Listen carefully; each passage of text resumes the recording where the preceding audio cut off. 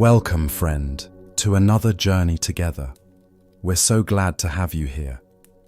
Tonight, you will discover ancient teachings that reveal the deepest secret of mental freedom, how to empty your mind not through force or struggle, but through understanding the profound wisdom that Zen masters have cultivated for thousands of years. If you'd like, feel free to share what time it is and where you are listening from. I'm going to share carefully chosen stories that unlock one of Buddhism's most transformative revelations: that an empty mind isn't a vacant mind, but the most natural, peaceful state of awareness possible. Each tale contains powerful insights that can completely transform your relationship with racing thoughts, mental overwhelm, and the exhausting effort to control your inner experience. These aren't ordinary stories about relaxation. They're preserved teachings from masters who discovered something incredible about the nature of mind itself, that the mental quiet you're seeking isn't achieved by stopping thoughts, but by recognizing the vast, open awareness in which all thoughts naturally arise and dissolve. As we journey through these remarkable teachings together, you'll notice something extraordinary begin to happen. The constant mental chatter that usually fills your head will start to naturally quiet. The struggle to control your thoughts will begin to dissolve. You'll discover the profound rest that comes when you stop fighting your mind and start understanding its deeper nature. So settle in completely now. Let your body sink into whatever supports you. Take one conscious breath with me, and as you exhale, prepare to receive timeless wisdom about emptying your mind that has been waiting centuries for you to discover it. Let us now explore a story about the effortless nature of true emptiness. In a peaceful fishing village by a winding river, Master Bankei sat in quiet contemplation beneath the shade of an old willow tree. The morning sun cast dancing patterns through the leaves as fishermen cast their nets into the clear water. The sound of gentle waves lapping against the shore created a natural rhythm that seemed to slow time itself. A weathered fisherman approached the master, his face etched with frustration. "Master," he said, bowing respectfully, "my mind torments me like a slippery eel. The harder I try to catch my thoughts and make them still, the more they slip through my fingers. I struggle day and night to empty this restless mind, but the more effort I make, the more agitated I become. Please, show me the way to true emptiness." Bankei gazed at the man with compassionate understanding, then noticed a hollow gourd floating peacefully on the water's surface. With a gentle gesture, he pointed to the simple vessel bobbing effortlessly in the current. "Tell me, friend," he said softly, "what great effort does this gourd make to be empty? What tremendous struggle does it undergo to contain nothing but air and space?"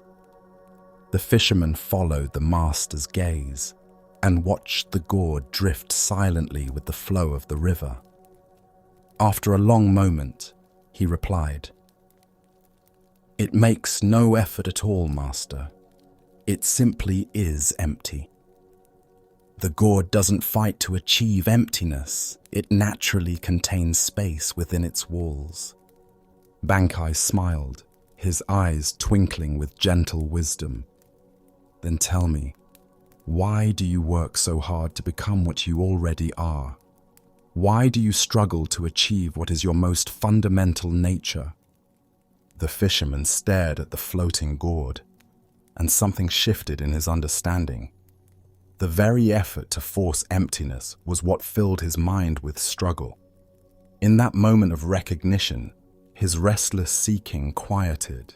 and he experienced the natural spaciousness that had always been present beneath his mental grasping.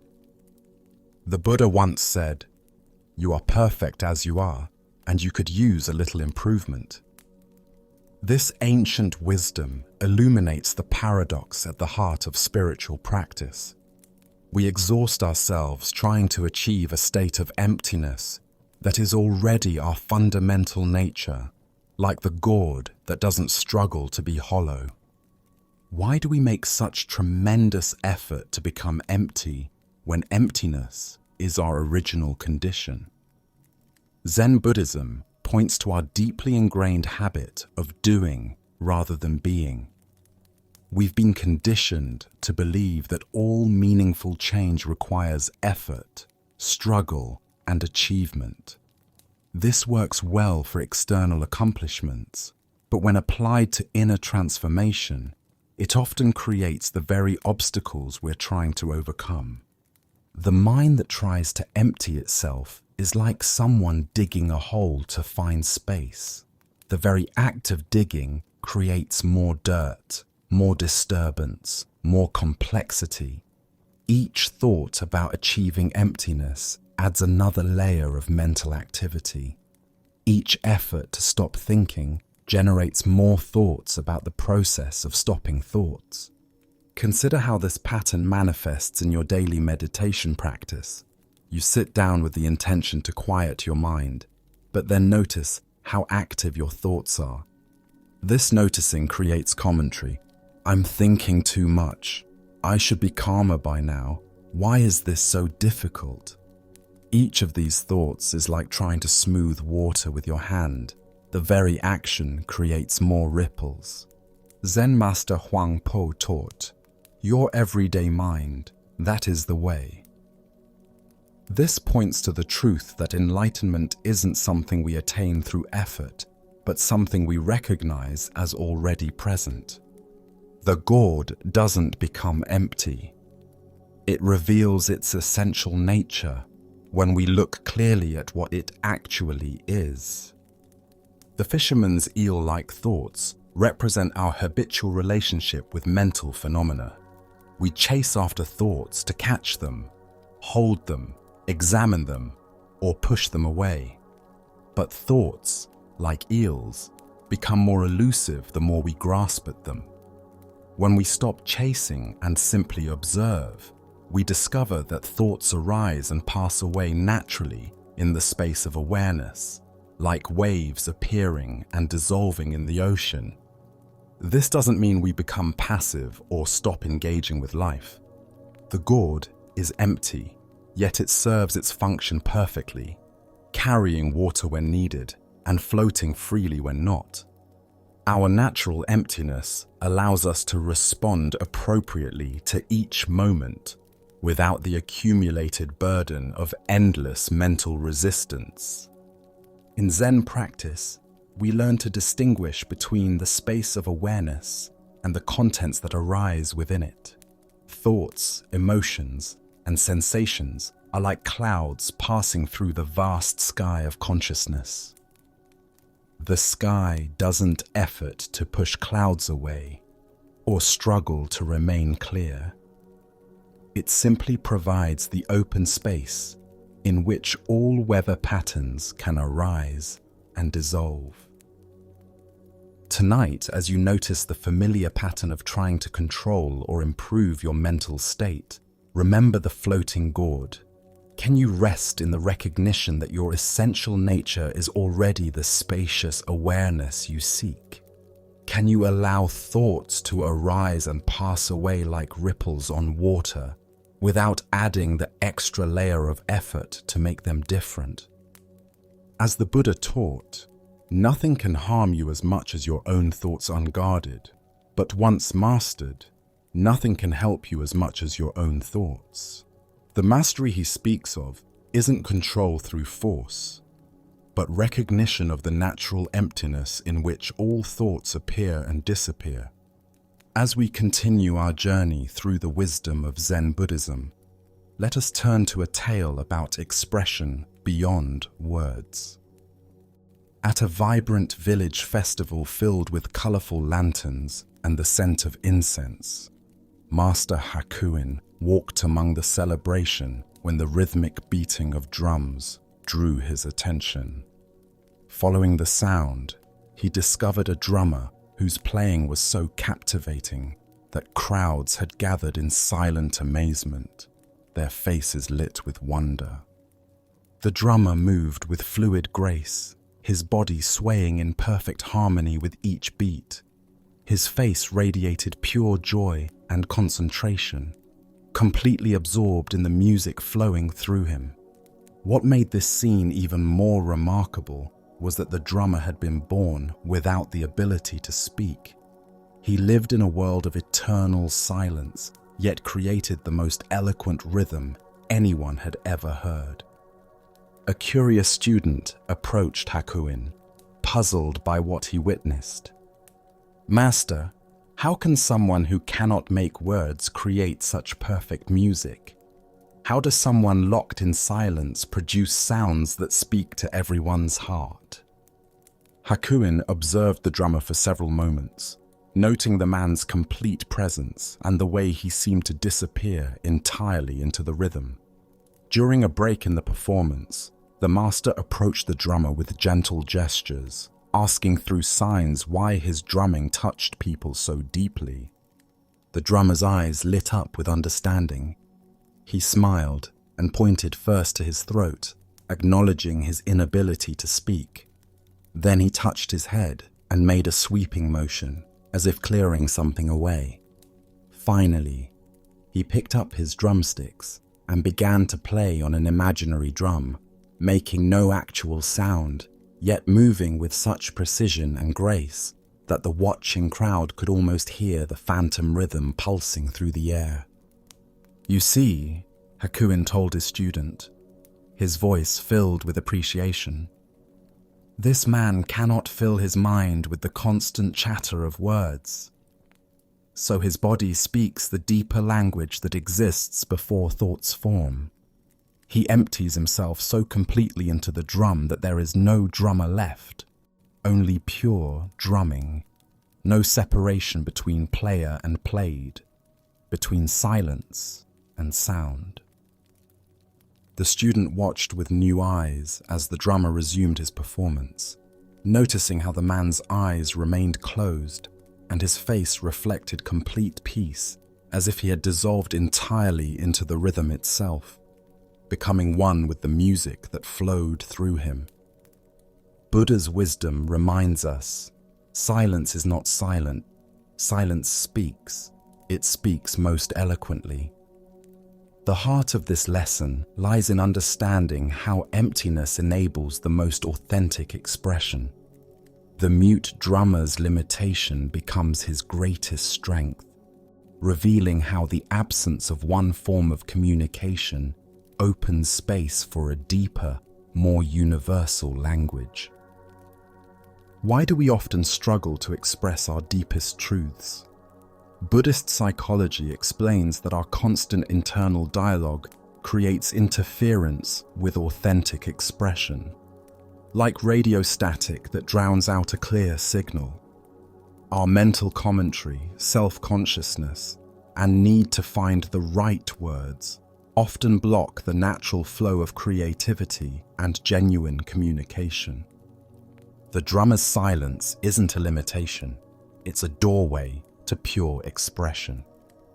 Without the option of verbal explanation or the habit of mental rehearsal, he must communicate directly from the source of his being. His body becomes a clear channel for rhythm, unfiltered by the mind's tendency to analyze, judge, or modify the creative impulse. Consider how this applies to your own moments of creative expression. Whether you're speaking to a loved one, writing, painting, or simply moving through your day, notice how often you're simultaneously doing the activity and commenting on it internally. Am I saying this right? How do I look? Will they understand? Is this good enough? These mental voices create a layer of separation between you and direct experience. Zen teacher Suzuki Roshi spoke of beginner's mind, approaching each moment with fresh openness rather than preconceived ideas about how things should unfold. The drummer embodies this perfectly. Each beat emerges fresh from silence, uncolored by previous thoughts about what the rhythm should be, or concerns about how it will be received. This points to a profound teaching about the relationship between emptiness and fullness. The drummer's mind, empty of verbal chatter, becomes full of rhythm. His silence creates space for the most eloquent communication. In Zen aesthetics, this principle appears everywhere. The empty space in a painting that gives life to the brushstrokes, the pause in conversation that allows deeper understanding, the silence between musical notes that creates melody. In our media-saturated world, we often equate communication with constant output, more words, more information, more explanation. But the drummer reveals the power of what the Japanese call ma, the pregnant pause, the meaningful emptiness that allows authentic expression to emerge. This isn't about becoming literally mute, but about finding moments of internal silence that allow our deeper truth to surface. When we stop filling every moment with mental noise, space opens for intuition, creativity, and genuine response to arise naturally.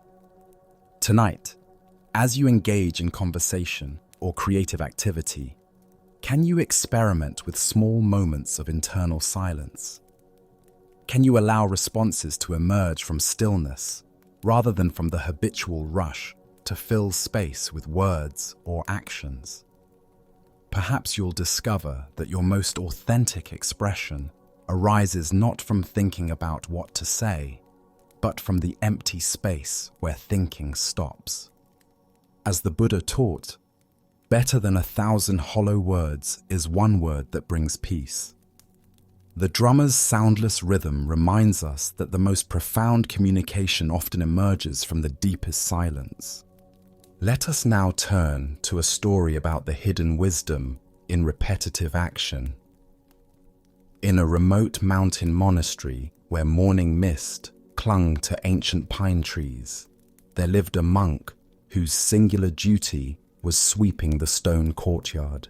For 30 years, visitors had watched him follow the same meditative pattern. Beginning at dawn, he would sweep each stone, each corner, each pathway with identical care and attention. The monk moved with unhurried grace, his worn wooden broom creating soft whispers against the stones. Whether autumn leaves covered the ground or spring petals danced in the breeze, he approached each day's sweeping with the same peaceful concentration, as if encountering the task for the first time. One morning, a scholar renowned for his philosophical learning arrived at the monastery. He had studied in great universities and libraries, accumulating vast knowledge about Buddhist texts and theories. As he watched the aging monk methodically sweeping, a look of superiority crossed his face. "Old man," the scholar called out with obvious disdain. "After 30 years of sweeping the same courtyard, surely you know where the dirt accumulates. Why do you waste time sweeping areas that are already clean? Haven't you learned anything from all this repetition?" The monk paused in his sweeping, leaning gently on his broom handle. His weathered face remained serene as he looked at the young scholar with eyes that held decades of quiet understanding. "Young friend," he replied softly, "after 30 years, I have discovered that there is no dirt to sweep, no broom to hold, and no one here to do the sweeping. Yet somehow, mysteriously, the courtyard remains perfectly clean. Without any trace of pride or defensiveness, he resumed his sweeping. The scholar noticed that despite the monk's seemingly paradoxical words, not a single fallen leaf remained out of place, and the stones gleamed with a subtle radiance that spoke of years of loving attention. As the Buddha observed, if you want to know your mind, sit in meditation. If you want to tame your mind, get up and work. What emerges from this story is the profound teaching that true emptiness isn't found by abandoning activity, but by engaging so completely that the sense of a separate doer dissolves. Why do we often view repetitive tasks as meaningless drudgery? Modern culture has trained us to value novelty, achievement, and measurable progress above all else. We dismiss routine activities as beneath our intelligence, seeing them as obstacles to more important pursuits. This perspective misses the transformative potential hidden within simple, repeated actions. The scholar represents our achievement-oriented mind that constantly seeks to optimize, improve, and move beyond current circumstances. This mind asks, what's the point? How can I make this more efficient? When will I be done with this level and move to something more significant? But this very attitude prevents us from discovering the depth available in each moment of engagement. Zen Buddhism teaches that enlightenment isn't found by transcending ordinary activities, but by entering them so completely that the boundaries between self and action dissolve. The sweeping monk embodies what the Japanese call shoshin, beginner's mind, approaching the same task with fresh awareness rather than mechanical habit. Consider your own relationship with routine activities. When you wash dishes, do laundry, or commute to work, where is your attention? Often, we're physically present but mentally elsewhere, treating these moments as time to endure rather than opportunities for presence. We sweep our floors while thinking about weekend plans, wash dishes while rehearsing tomorrow's meetings. The monk's wisdom reveals that when we bring complete attention to any activity, something extraordinary happens. The sense of being a separate person doing a task begins to fade, replaced by a flowing unity of awareness and action. This isn't mere philosophy. It's a lived experience available in any moment of total engagement. Master Dogen taught, when you walk, just walk. When you sit, just sit. Don't wobble. This instruction points to the profound ordinariness of awakening. We don't need special circumstances or exotic practices. The monastery courtyard becomes a perfect temple when approached with complete presence. The scholar's question reveals our culture's obsession with productivity and learning in terms of accumulating information or skills. But the monk demonstrates a different kind of learning, the gradual dissolution of the illusion that there's someone separate from the activity doing it.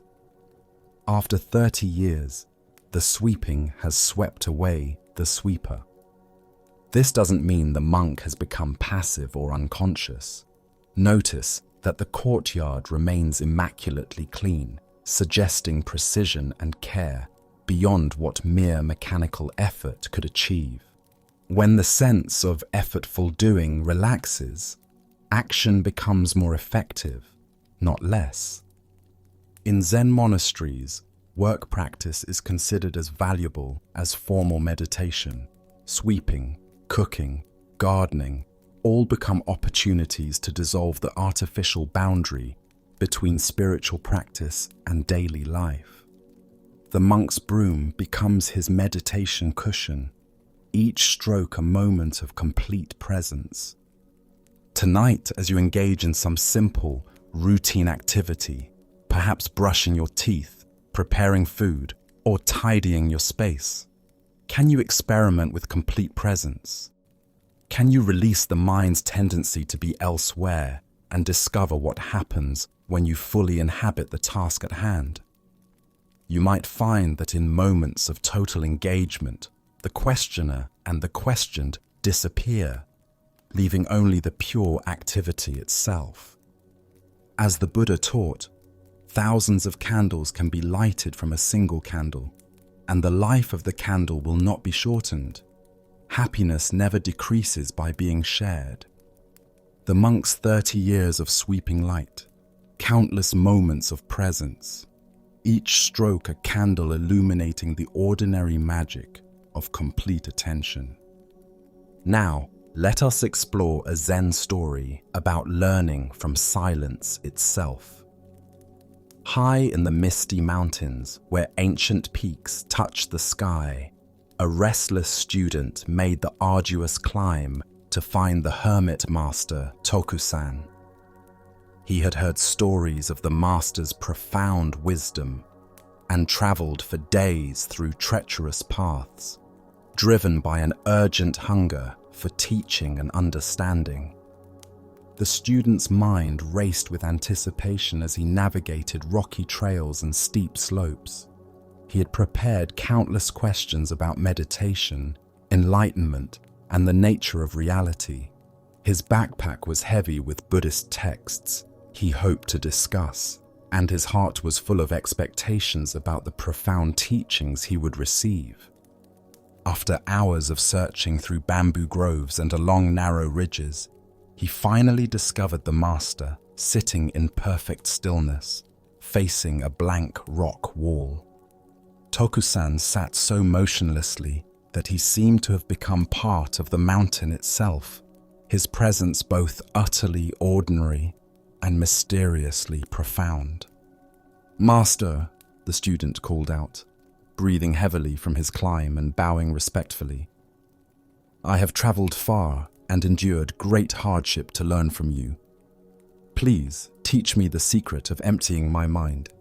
I am ready to receive your wisdom." Tokusan didn't turn around. He continued facing the plain rock wall as if the student hadn't spoken. Hours passed.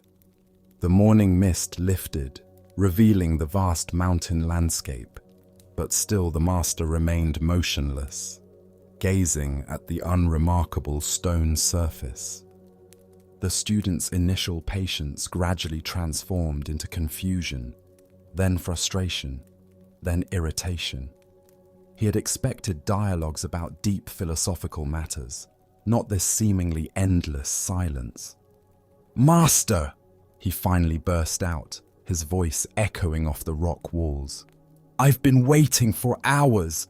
Please, I'm here to learn. When will you begin teaching me?" Still facing the wall, Tokusan spoke quietly, his voice barely above a whisper. "This rock has been teaching you for hours. Why haven't you been listening? Every moment, it has been offering you exactly what you came here to find." The student stared at the rock in bewilderment, his mind spinning with confusion. "But master, rocks can't speak. How can a stone wall teach anything? It just sits there doing nothing." "Exactly," replied Tokusan, still not turning around. "When you can hear what this rock has been saying all morning, you'll understand what an empty mind sounds like. When you can receive its teaching, you'll know what you came here to learn." Buddha spoke of this when he said, "If you want to know your mind, sit in meditation. If you want to know the world's mind, listen to silence." This tale unveils the profound teaching that the greatest wisdom often comes not from words or explanations, but from direct encounter with stillness itself. Why do we struggle to learn from silence when it offers the most direct teaching available? Our educational conditioning has trained us to equate learning with receiving information, explanations, and verbal instruction. We expect teachers to fill our minds with concepts, techniques, and answers. But Zen points to a different kind of learning, one that happens through direct experience rather than intellectual accumulation. The student's restless seeking represents our habitual approach to spiritual growth. We travel great distances, both literally and metaphorically, looking for someone to give us what we imagine we lack. We collect teachings, attend workshops, read books, hoping to find the final piece of information that will unlock understanding. But this very seeking often prevents us from recognizing what's already present. The rock wall embodies what Zen calls original nature, the basic awareness that exists before thoughts, concepts, and seeking arise. It simply is, without agenda, without trying to be anything other than what it is. It doesn't effort to be wise or enlightened. It doesn't seek to improve itself or achieve special states. This effortless being is exactly what the student came to learn, yet he can't recognize it because it doesn't match his expectations. Master Bankei taught, "You are all perfectly unborn Buddhas. Simply stop doubting." The rock demonstrates this unborn nature perfectly.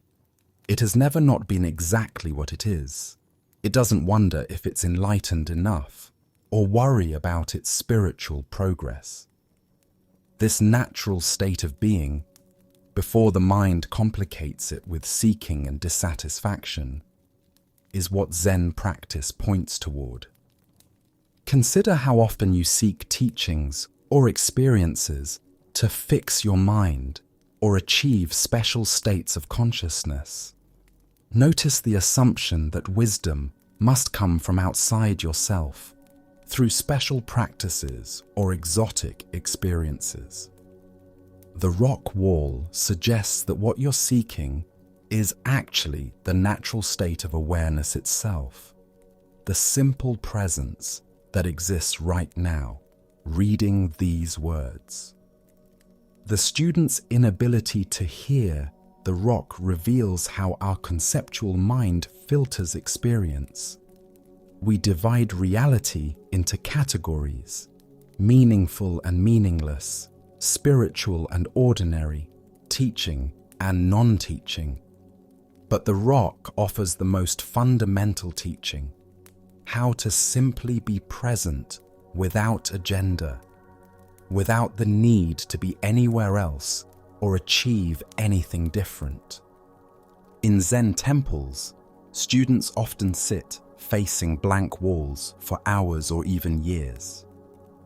This practice, called shikantaza or just sitting, isn't about achieving any particular state, but about learning to rest in awareness itself.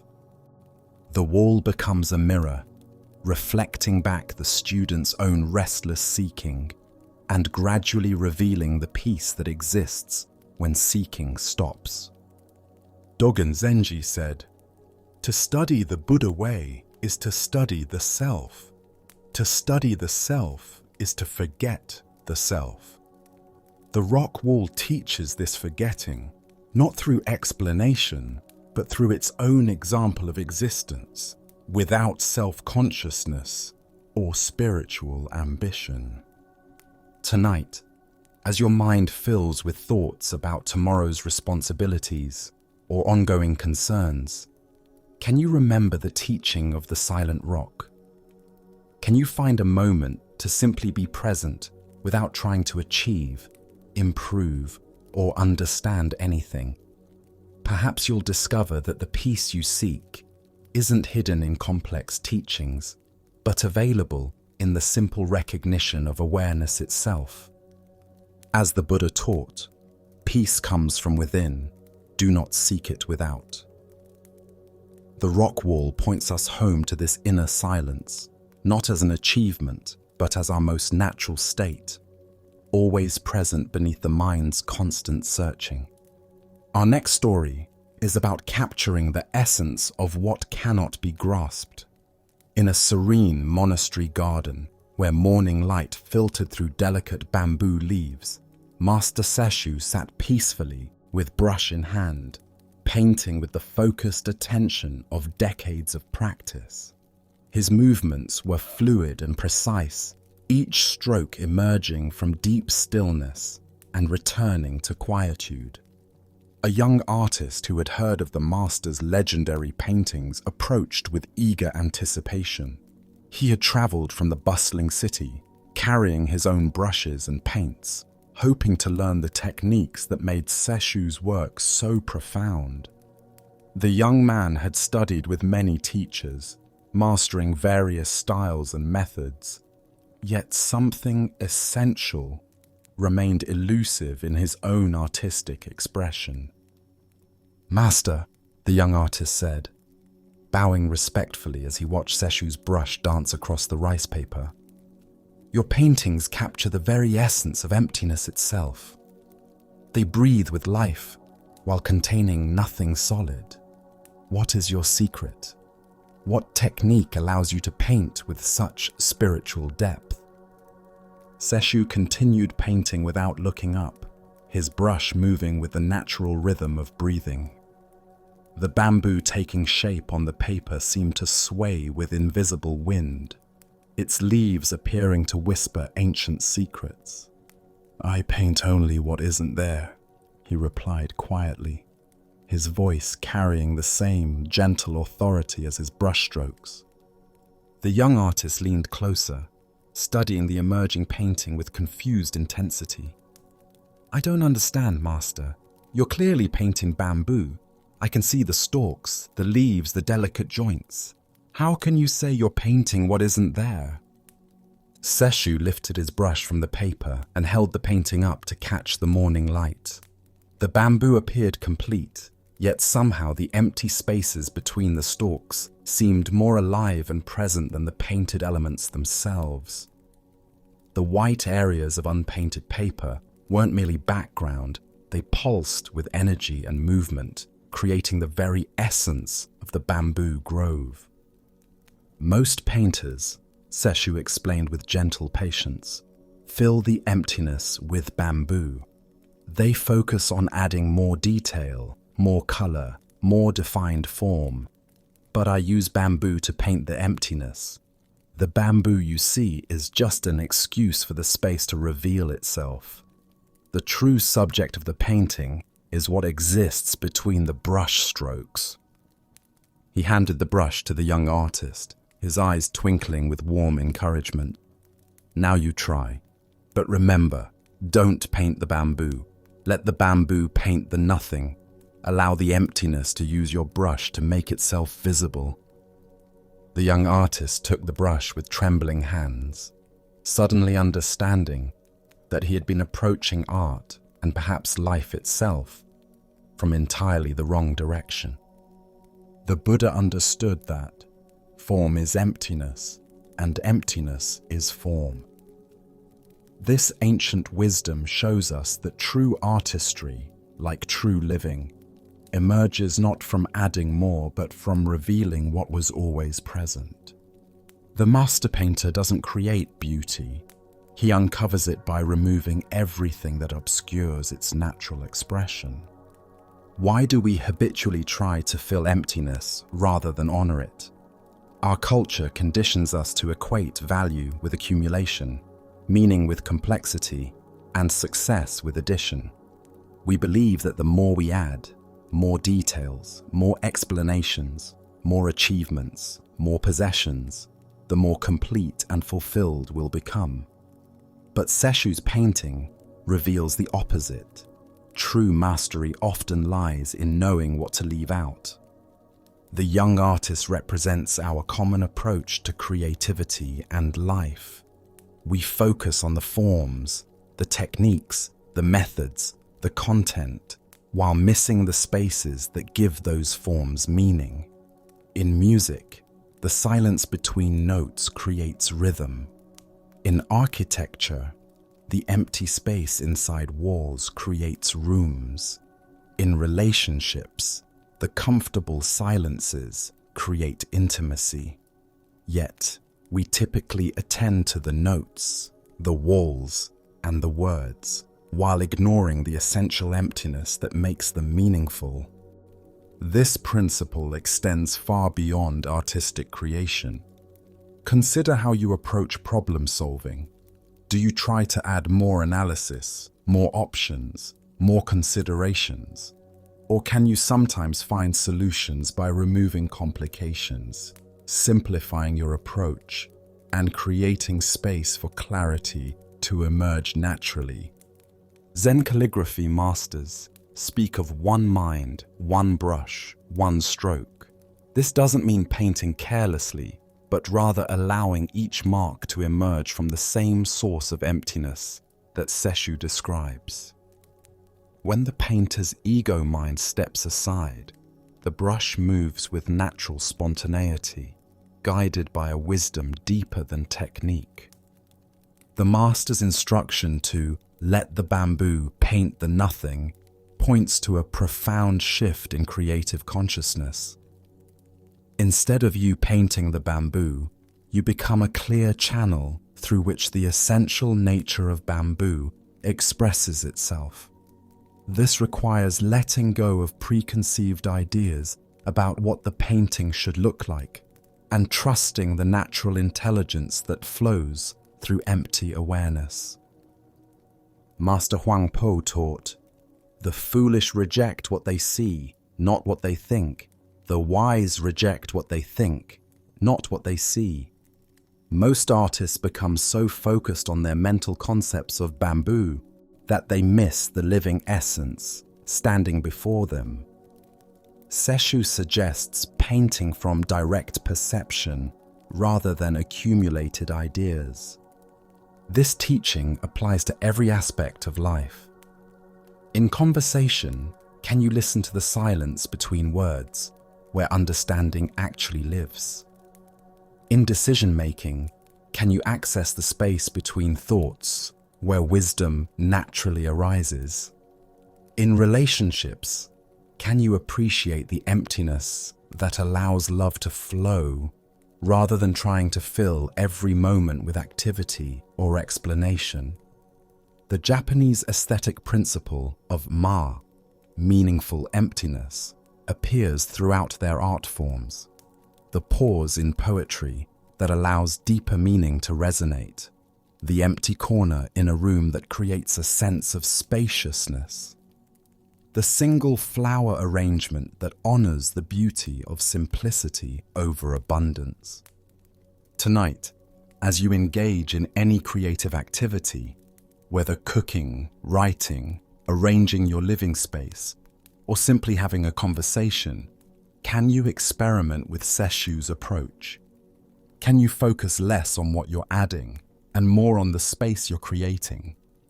Perhaps you'll discover that your most authentic expression emerges not from filling emptiness, but from allowing emptiness to fill you. As the Buddha taught, in the end, just three things matter: how well we have lived, how well we have loved, how well we have learned to let go. The master painter shows us that letting go of techniques, expectations, and the need to fill every space opens the door to expressions of beauty that no amount of addition could achieve. Let us now turn to a tale about the wisdom that can be found in unexpected moments of supposed transgression. This is The Fishbones. In the serene grounds of a mountain monastery, where the morning mist clung to ancient pine trees and the sound of temple bells marked the rhythm of contemplative life, a day laborer was going about his routine maintenance work. As he swept beneath the raised wooden floors of the main meditation hall, something unusual caught his eye. Fresh bones from what appeared to be a sea bream, still glistening with traces of the previous night's meal.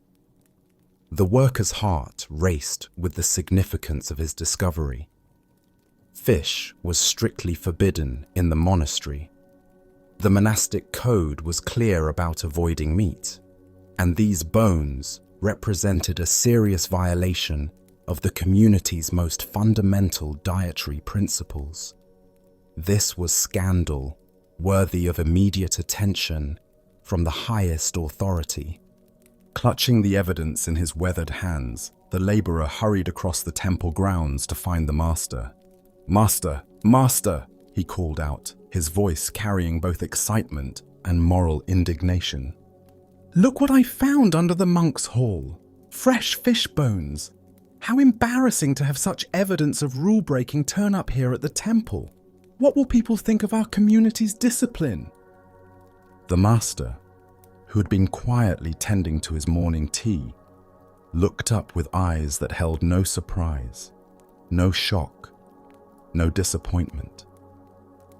Instead, a gentle smile played across his weathered features as he examined the bones the laborer presented with such righteous concern. "Well, well," the master said, chuckling softly as he turned the bones over in his palm. "The novices nowadays have certainly gotten soft. Back when I was a novice, we never left over even the bones." The worker stood frozen, his mouth agape, unsure whether he had heard correctly. Had the master just confessed to not only knowing about the fish consumption, but to having once consumed fish so thoroughly that no evidence remained? The moral certainty that had driven him to report this violation crumbled in an instant. Buddha's wisdom tells us, the fault of others is easily perceived, but that of oneself is difficult to perceive.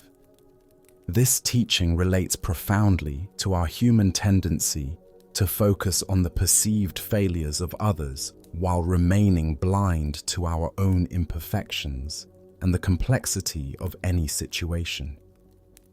This ancient wisdom illuminates how quickly we become intoxicated by moral superiority.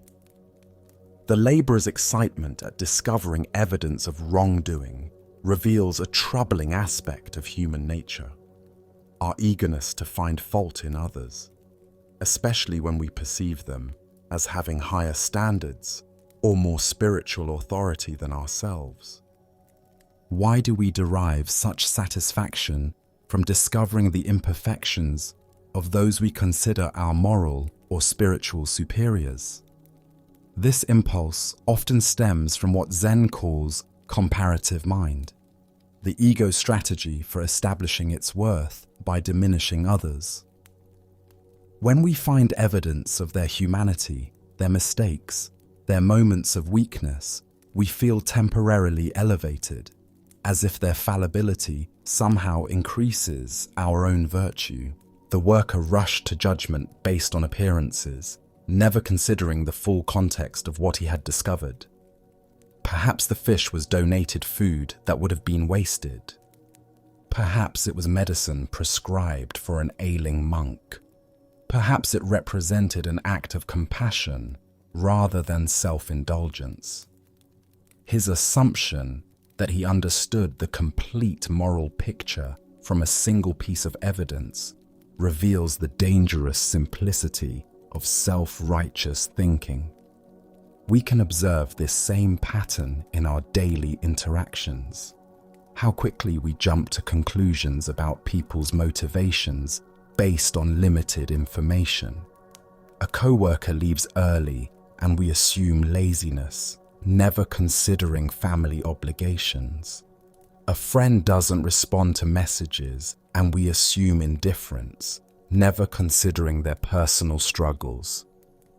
A spiritual teacher makes a human mistake and we assume hypocrisy, never considering the full complexity of their situation. Zen Master Huang Po taught, "The foolish reject what they see, not what they think. The wise reject what they think, not what they see." This wisdom points us toward examining our interpretations and judgments, rather than simply accepting them as accurate reflections of reality. The master's response demonstrates a profound teaching about spiritual authority and humility. Rather than becoming defensive, denying the accusation, or punishing those involved, he used the moment to reveal something deeper about the nature of rules, practice, and human nature itself. His confession that he once consumed fish so completely that no bones remained is both humorous and illuminating. It acknowledges shared humanity while suggesting that true spiritual development might involve growing beyond the need for such rigid external controls. This story also points us toward understanding the difference between the spirit and letter of spiritual practice. Rules and guidelines exist to support our development, but when they become sources of judgment and comparison, they can actually hinder the very growth they were designed to encourage. Beyond this, there emerges another layer of teaching about the nature of evidence and assumption. The worker believed that fish bones proved moral failing, but what if they proved something else entirely? Perhaps the very compassion and non-attachment that the monastery sought to cultivate. Tonight, as you notice yourself quick to judge others based on limited evidence or external appearances, can you pause and consider what you might not be seeing? Can you remember moments when your own actions might have appeared questionable to others who didn't understand the full context? As the Buddha taught, hatred is never appeased by hatred in this world. By non-hatred alone is hatred appeased. This is a law eternal. When we meet others' apparent imperfections with judgment and moral superiority, as we continue our journey through the wisdom of Zen Buddhism, let us explore a story about contentment and the nature of desire. This is the stonecutter's journey. High in the mountain villages, there lived a simple stonecutter who had discovered the secret of happiness without knowing it. Each dawn, he would climb winding paths to the quarries, his tools balanced across his shoulders. As he worked among the stones, he would sing old mountain songs that echoed across the valleys. Though he was poor by society's measures, living in a modest hut with few possessions, the stonecutter desired nothing more than what he had. His simple life felt complete. The rhythm of his work, the beauty of the mountains, the satisfaction of honest labor. His heart held not a care in the world. One day, he was called to work on the grand mansion of a wealthy nobleman. As he approached the estate, his eyes widened at the magnificence before him. Marble columns reached toward the sky, gardens sprawled in perfect symmetry. For the first time in his life, the stonecutter felt the sharp pang of desire pierce his contentment. "If only I were rich," he sighed. "Then I would not have to earn my living in sweat and toil as I do now." To his amazement, a voice whispered from the stones, "Your wish has been granted. Henceforth, anything you desire will be given to you." He returned home that evening to find his humble hut replaced by a mansion as magnificent as the nobleman's. Overwhelmed with joy, he abandoned his tools and began enjoying the luxurious life of the wealthy.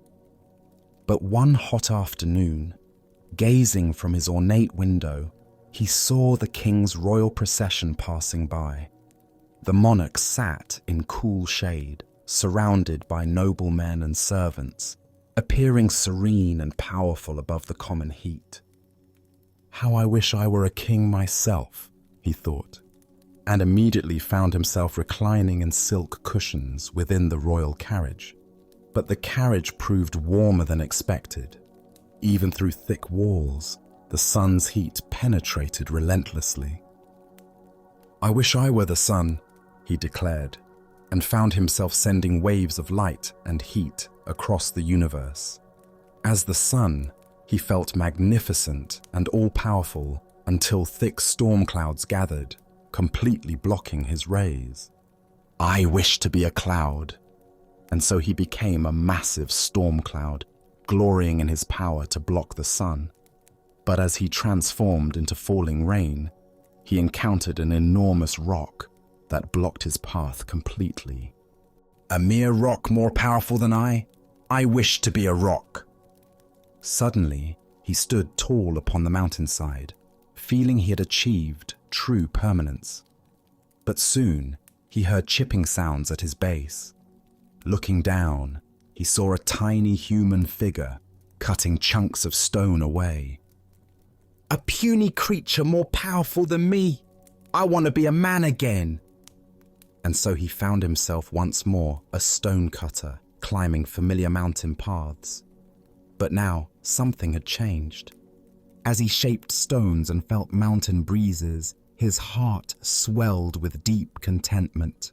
His song returned, richer than before, because he had learned to be content with exactly who he was. The Buddha once said, "Health is the greatest gift, contentment the greatest wealth." This ancient wisdom illuminates the endless cycle of wanting that keeps us from recognizing the abundance already present in our lives. Why do we chase after different conditions, always believing happiness lies in the next transformation? Each desire fulfilled only reveals the next desire, creating an endless cycle of dissatisfaction. The stonecutter's journey reveals the futility of seeking happiness through external circumstances. Consider your own versions of this cycle. I'll be happy when I get promoted, only to discover new stresses. I'll be content with more money, only to find greater wealth brings new worries. Each achievement reveals the next mountain to climb. Zen teacher Suzuki Roshi said, "Each of you is perfect the way you are, and you can use a little improvement." This paradox points to the heart of contentment, the ability to fully accept what is, while still engaging wholeheartedly with life's natural changes. The stonecutter's final transformation wasn't into something greater, but into appreciation for what he had always been. His work remained the same, but his relationship to life was completely transformed. Contentment isn't found in having different experiences, but in bringing different awareness to whatever experiences arise. Tonight, as you notice the mind's habitual reaching toward what's not here, can you experiment with the stonecutter's final wisdom? Can you find the song that emerges when you stop trying to be anything other than what you are? As the Buddha taught, contentment is natural wealth, luxury is artificial poverty. The greatest transformation available isn't becoming something different, but recognizing the inherent completeness of what we already are. Let us continue with a story about the limits of understanding and the honesty of not knowing. This is the teaching of the Emperor and Master Gudo. The Emperor of Japan, a man accustomed to receiving definitive answers from his advisors and scholars, had arranged a private audience with Master Gudo, one of the most respected Zen teachers in the realm. The Emperor came with genuine curiosity about spiritual matters, particularly questions about life, death, and what might lie beyond ordinary understanding. Seated in the formal chamber where matters of state were usually discussed, the Emperor felt comfortable posing even the most profound questions to this renowned master.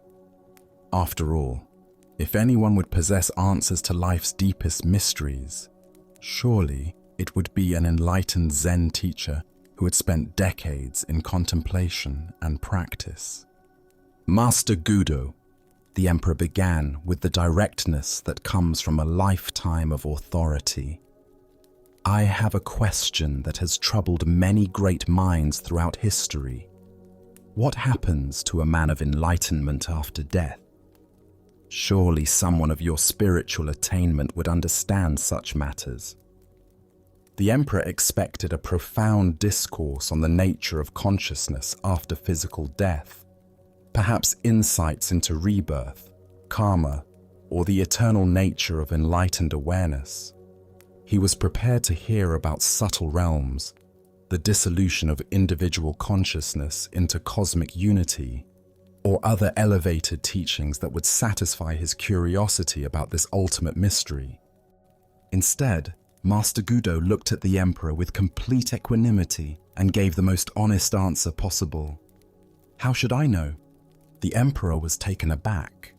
Here was a master revered throughout the land for his wisdom, essentially admitting ignorance about what seemed like a fundamental spiritual question. "But master," the emperor pressed, somewhat incredulous, "you are an enlightened teacher.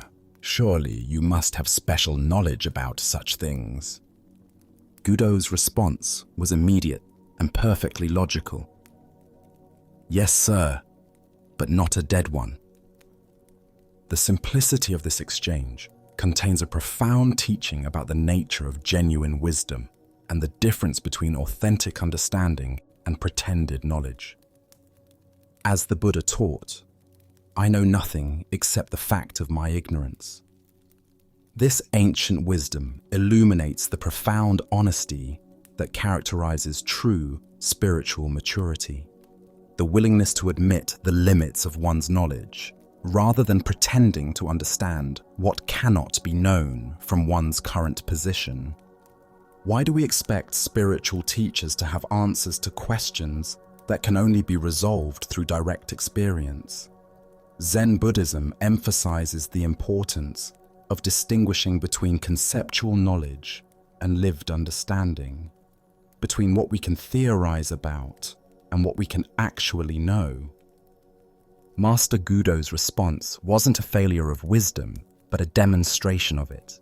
He refused to engage in speculation about experiences he hadn't had, even when pressed by someone in a position of great authority.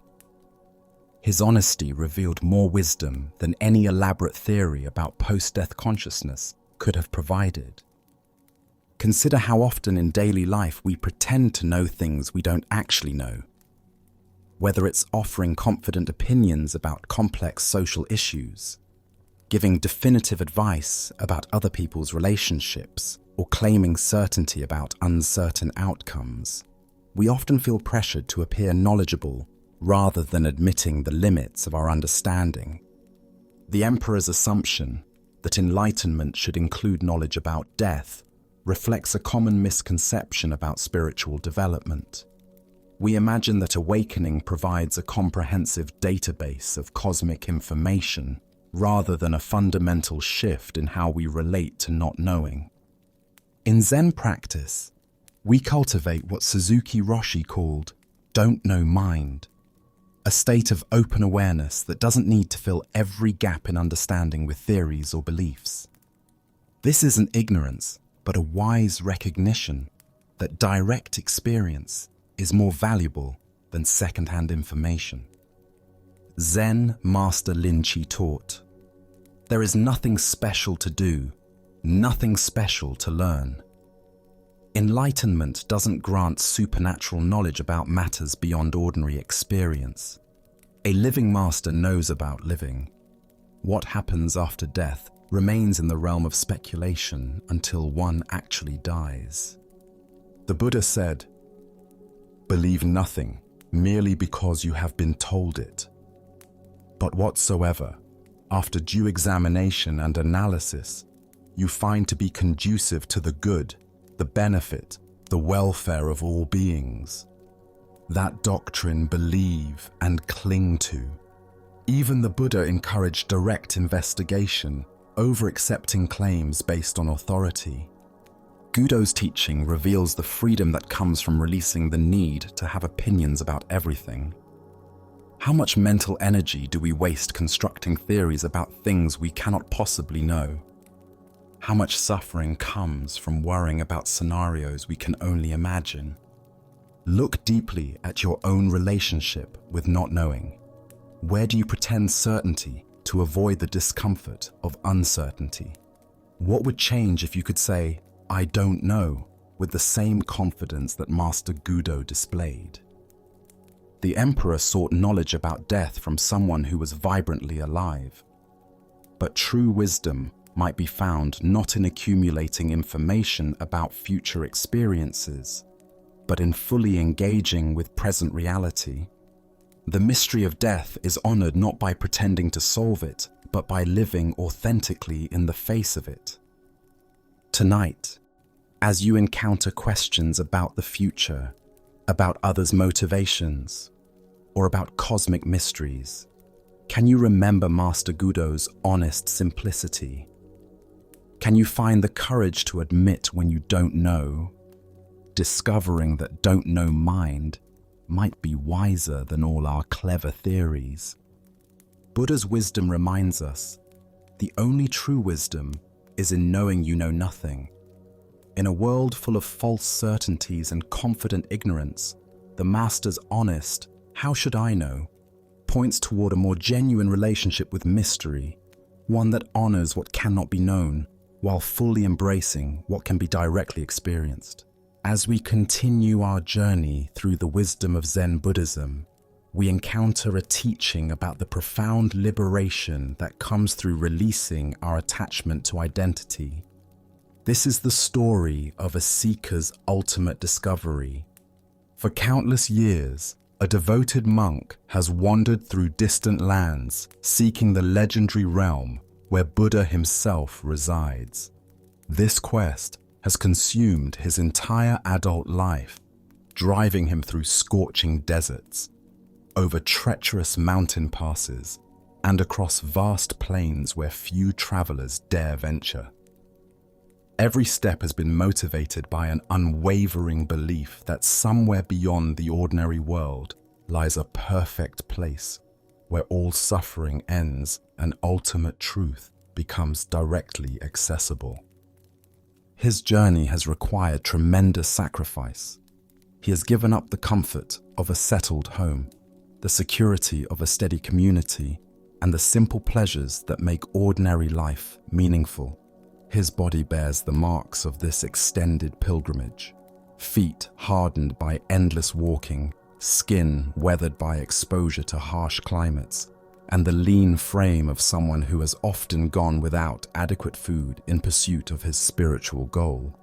Yet his dedication never wavers. In his mind, every hardship endured brings him closer to the ultimate destination. Every monastery where he stops to rest becomes a stepping stone toward the final teaching. Every master he encounters offers clues that might guide him toward the sacred land where Buddha awaits those worthy of direct instruction. Finally, after decades of searching, the monk receives reliable information about his destination. Travelers speak with certainty about a great river that forms the boundary of Buddha's realm. Beyond this water lies the land he has sought throughout his adult life, where enlightenment itself takes form as a place that can be entered and experienced. When he reaches the river's edge, his heart pounds with anticipation and reverence. The water flows wide and deep, separating him from the culmination of everything he has worked toward. This is the final barrier between his seeking and his ultimate attainment. With prayers on his lips and gratitude flooding his being, he enters the current and begins swimming toward the far shore. Midway across the river, something floating in the water catches his attention. As it drifts closer, he realizes with growing horror that it is a human corpse, bloated and decaying from days in the river. But as his eyes focus more clearly on the lifeless face, shock crashes through his entire being like lightning. The corpse is his own body. Every feature is unmistakably his own. The same face that has gazed back at him from still pools during his travels, the same hands that have held prayer beads through countless meditations, the same body that has carried him across half the world in search of enlightenment. Terror and confusion overwhelm him as he stares at his own death floating past. How can this be possible? How can he be both alive in the water and dead in the current? What manner of mystical phenomena has he encountered at the very threshold of Buddha's land? As the corpse continues downstream, carrying with it every idea he has ever held about who he is, what he has accomplished, and where he is going, something profound shifts in his consciousness. All his concepts about himself as a seeker, a monk, a person with a spiritual destination, dissolve in the rushing water. Everything he has thought he was flows away with the current. In this moment of complete disorientation, when every familiar reference point for identity has vanished, he experiences his first taste of genuine liberation. The person who has been seeking enlightenment no longer exists, and yet awareness itself remains, vast and unchanged by the loss of its previous vessel. The Buddha understood that you are perfect as you are, and you could use a little improvement. This tale unveils the ultimate paradox of spiritual seeking. The very self that pursues enlightenment must dissolve for awakening to occur. Why is the dissolution of ego identity so crucial for spiritual realization? Buddhist psychology explains that our sense of being a separate self is the fundamental illusion that creates all other forms of suffering. As long as we maintain the fiction of being an independent entity pursuing spiritual goals, we remain trapped within the very framework that enlightenment transcends. The monk's shock at seeing his own corpse represents every seeker's eventual confrontation with the death of who they think they are. This ego death isn't a punishment or failure, but the essential prerequisite for recognizing what we've always been beneath our self-concepts. The person who begins the spiritual journey cannot be the same person who completes it, because completion requires the dissolution of the journeyer. This story operates on multiple levels simultaneously. Literally, it might describe a mystical vision or profound meditation experience. Psychologically, it represents the moment when our investment in personal identity finally collapses under the weight of deeper seeing. Spiritually, it points toward what Zen calls great death, the complete letting go that precedes authentic rebirth. The river serves as a powerful metaphor for the transition between ordinary consciousness and enlightened awareness. Rivers have always symbolized boundaries between different states of being, and crossing water often represents irreversible transformation. The monk cannot return to his previous understanding after witnessing his own death floating away. The location of this experience, at the very threshold of Buddha's land, suggests that proximity to enlightenment intensifies rather than eliminates the challenges of spiritual development. The closer we come to genuine awakening, the more thoroughly our ego defenses may attempt to reassert control, and the more completely they must be surrendered. Buddhist teacher Suzuki Roshi taught that you are perfect as you are, and you could use a little improvement. The monk was already Buddha nature seeking itself, but his identification with being a seeker prevented him from recognizing this truth. Only by witnessing the death of the seeker could the sort reveal itself as what had been present all along. This dissolution doesn't mean we become unconscious or lose our functional capacity. Rather, we discover what remains when our stories about ourselves fall away.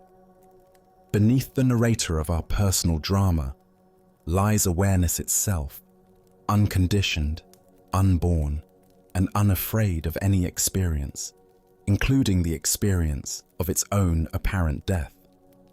The teaching points toward what advanced practitioners call dying before death, voluntarily releasing our grip on identity while still alive, so that physical death, when it comes, feels more like changing clothes than ending existence. This isn't morbid fascination, but practical preparation for the ultimate letting go that awaits everyone. The monk's terror, followed by liberation, illustrates the emotional journey that often accompanies ego dissolution. Initial fear gives way to relief as we discover that what we thought we might lose was actually a burden we've been carrying unnecessarily. The self we've been protecting so carefully turns out to be a case of mistaken identity. Zen master Huangpo taught that nothing is gained by addition, nothing is lost by subtraction. The monk's experience demonstrates this principle. Seeing his corpse float away added nothing to his true nature while subtracting nothing essential. What remained after the dissolution was what had been present before his seeking began. Tonight, as you contemplate the various identities and self-concepts you carry, can you imagine what might remain if they all floated away like the monk's corpse? Perhaps you'll discover that what you fear losing was never who you actually are, and what you are can never be threatened by any change. As the Buddha taught, in the end, just three things matter: how well we have lived, how well we have loved, how well we have learned to let go. Sometimes learning to let go includes releasing our grip on the very self that's trying to learn. Our next story reveals the profound difference between spiritual performance and authentic understanding. This is the teaching of the head that wished to be severed. In the great monastery of Chao Chu, where hundreds of monks gathered daily for meditation and study, the morning routines followed ancient rhythms. After the pre-dawn sitting, as the first light touched the mountain peaks surrounding the monastery, monks would disperse to their various duties, some to the gardens, others to the kitchens, still others to copying sacred texts or maintaining the buildings. One particular morning, the venerable abbot Chao Cho made his customary walk through the monastery grounds, checking on the well-being of his students and the condition of their practice. His presence was both gentle and penetrating. Monks never knew when their most casual words might become profound teachings, or when their deepest spiritual insights might be revealed as mere intellectual concepts. As he passed behind the main meditation hall, a building where the community gathered twice daily for silent sitting, the abbot noticed a young monk sitting alone in the shadow of the wooden structure. The monk appeared to be engaged in some form of practice, though he was apart from the scheduled community activities. "Brother," Chao Cho called softly, approaching with the quiet steps that had become second nature through decades of mindful walking. "Where have all the virtuous ones gone?" The question seemed simple enough, almost like casual conversation, but those familiar with Chao Cho's teaching style recognized the subtle depth in his inquiry. Was he asking about physical location, spiritual attainment, or something else entirely? The young monk looked up with an expression of confident understanding. He had been at the monastery for several years and prided himself on grasping the essential points of Zen teaching. This seemed like an opportunity to demonstrate his comprehension of the Dharma. "They have all gone to work," the monk replied matter-of-factly, gesturing toward the various parts of the monastery where his brothers were engaged in their daily tasks. His tone suggested that the answer was obvious. Virtuous people naturally engage in productive activity rather than sitting idle. What happened next shocked the young monk completely. Without warning, Chao Cho reached into the folds of his robe and produced a sharp knife, its blade gleaming in the morning sunlight. But instead of threatening the monk, the abbot did something far more unsettling. With complete calmness, Chao Cho stretched out his own neck, exposing his throat to the blade, and handed the knife to the bewildered young monk. His voice remained gentle and conversational, as if he were making the most reasonable request in the world. "My responsibilities as abbot are many and demanding," he said with apparent sincerity. "I wonder if you could please cut off my head for me. It would be such a help in managing my duties." The young monk's eyes widened in horror. His hands trembled as he stared at the knife now in his possession and the exposed neck of his revered teacher. Everything about the situation contradicted his understanding of proper monastic behavior, spiritual teaching, and basic human decency. Unable to comprehend what was being asked of him or why, unable to see past the literal surface of the abbot's request to any deeper meaning, the terrified monk dropped the knife and ran. His feet carried him far from the meditation hall, far from the incomprehensible scene, his mind reeling with confusion and fear. Cao Cho calmly picked up the fallen knife, tucked it back into his robe, and continued his morning walk with the same peaceful demeanor he had maintained throughout the entire encounter. As the Buddha observed, it is better to travel well than to arrive. What emerges from this story is a teaching about the vast difference between intellectual understanding and genuine realization. Why do we so often mistake conceptual knowledge for authentic wisdom? Zen Buddhism reveals that our thinking mind loves to collect spiritual ideas and organize them into neat categories, creating the illusion of understanding without the transformative experience of direct insight. The young monk's response, "They have all gone to work," represents the kind of dualistic thinking that separates spiritual practice from ordinary activity. His answer implied that virtue lies in doing productive tasks rather than sitting idly, revealing his assumption that awakened activity and rest exist in opposition to each other. But Cao Cho's teaching cuts much deeper than this surface interpretation. By offering his neck to the knife, he was asking a profound question. If the monk truly understood that all the virtuous ones had gone to work, what work was most essential? If responsibility truly mattered, what was the most compassionate response to suffering? Look deeply at your own spiritual assumptions. How often do we divide life into spiritual activities and mundane ones, important work and trivial tasks, sacred moments and ordinary time? This dualistic thinking keeps us from recognizing that every moment offers opportunities for awakened response.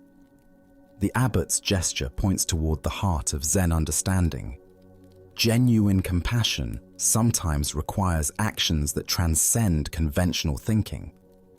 When someone is truly suffering under the burden of responsibility, attachment, or spiritual seeking itself, what is the most loving response?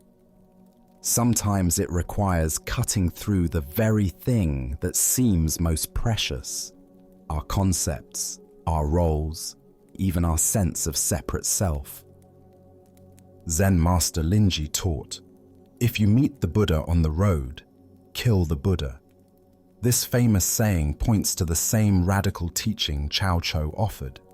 Any fixed idea about enlightenment, any attachment to spiritual roles or concepts, becomes an obstacle to direct realization.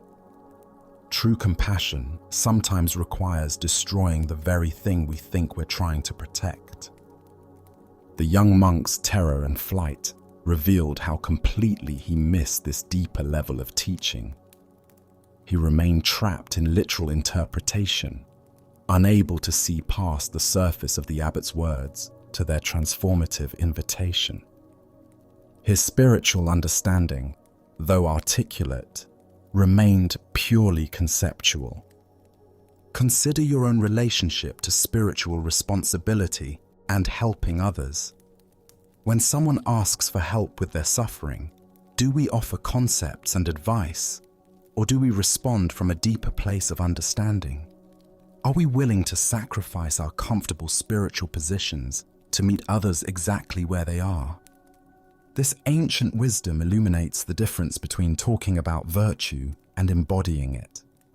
The monk could identify where virtuous people go and what they do, but when faced with an opportunity for radical compassion, he fled. His knowledge remained divorced from spontaneous, awakened action. In Zen practice, we cultivate what's called great doubt, a willingness to question even our most cherished spiritual understandings.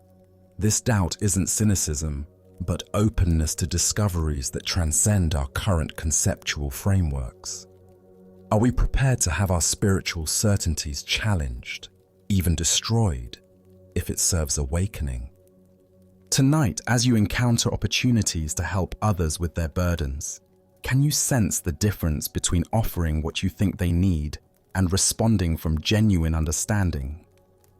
Can you feel how true compassion sometimes requires cutting through your own comfortable assumptions about what constitutes appropriate spiritual behavior? Buddha spoke of this when he said, "In caring for others, you care for yourself. In caring for yourself, you care for others."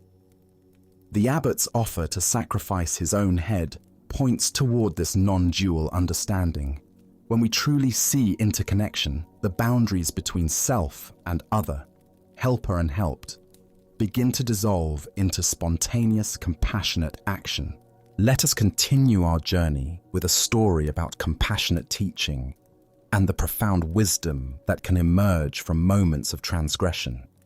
This is the Master's head as a footstool. Not far from Master Sengai's temple lay a district that came alive after dark with lantern light and laughter, where pleasure quarters attracted visitors, seeking diversions far removed from the austere contemplation of monastic life. Despite the strict rules governing their conduct, many of the younger monks found themselves drawn to these worldly attractions, their human desires proving stronger than their spiritual vows. The temple wall was quite high, built to maintain the sacred boundary between the monastery and the secular world beyond. Yet where there is desire, there is often ingenuity. The monks who felt compelled to venture into the pleasure district had devised a practical solution to their architectural challenge. They would leave a wooden footstool beneath the wall to help them climb over on their way out, and, more importantly, to assist their stealthy return before dawn prayers. Master Sengai, of course, was well aware of these nocturnal expeditions. The community was small, and the signs of his students' adventures were not difficult to detect. But rather than confronting them directly or implementing harsh punishments, he chose to address the situation with characteristic wisdom and compassion. One evening, at the hour when he knew the wayward monks would be returning from their foray into worldly pleasures, Master Sengai quietly positioned himself beneath the wall. He removed the wooden footstool they habitually used and sat down in its place, settling into meditation posture as he waited patiently for their return. Toward dawn, just as expected, the monks came tiptoeing back to the temple, moving with the careful stealth of those who hope to avoid detection. They climbed the wall from the outside and began lowering themselves down into the temple grounds, their feet searching in the darkness for the familiar footstool they always left behind. To their confusion, the wooden step seemed to be missing from its usual location. They groped around with their feet, trying to locate it in the pre-dawn shadows. Finally, they felt something solid beneath them that would support their weight, and one by one, they stepped down carefully into the temple yard, using this unexpected but welcome substitute for their missing footstool. As their eyes adjusted to the darkness and the first light of dawn began to illuminate the temple grounds, the monks were horrified to discover what they had used as their stepping stone. There, still seated in perfect meditation posture, was the shaved head of Master Sengai himself. They had been stepping on their teacher's head to complete their clandestine return. Trembling with shame and fear at what they had done, the monks immediately prostrated themselves on the ground, expecting severe punishment for their transgression.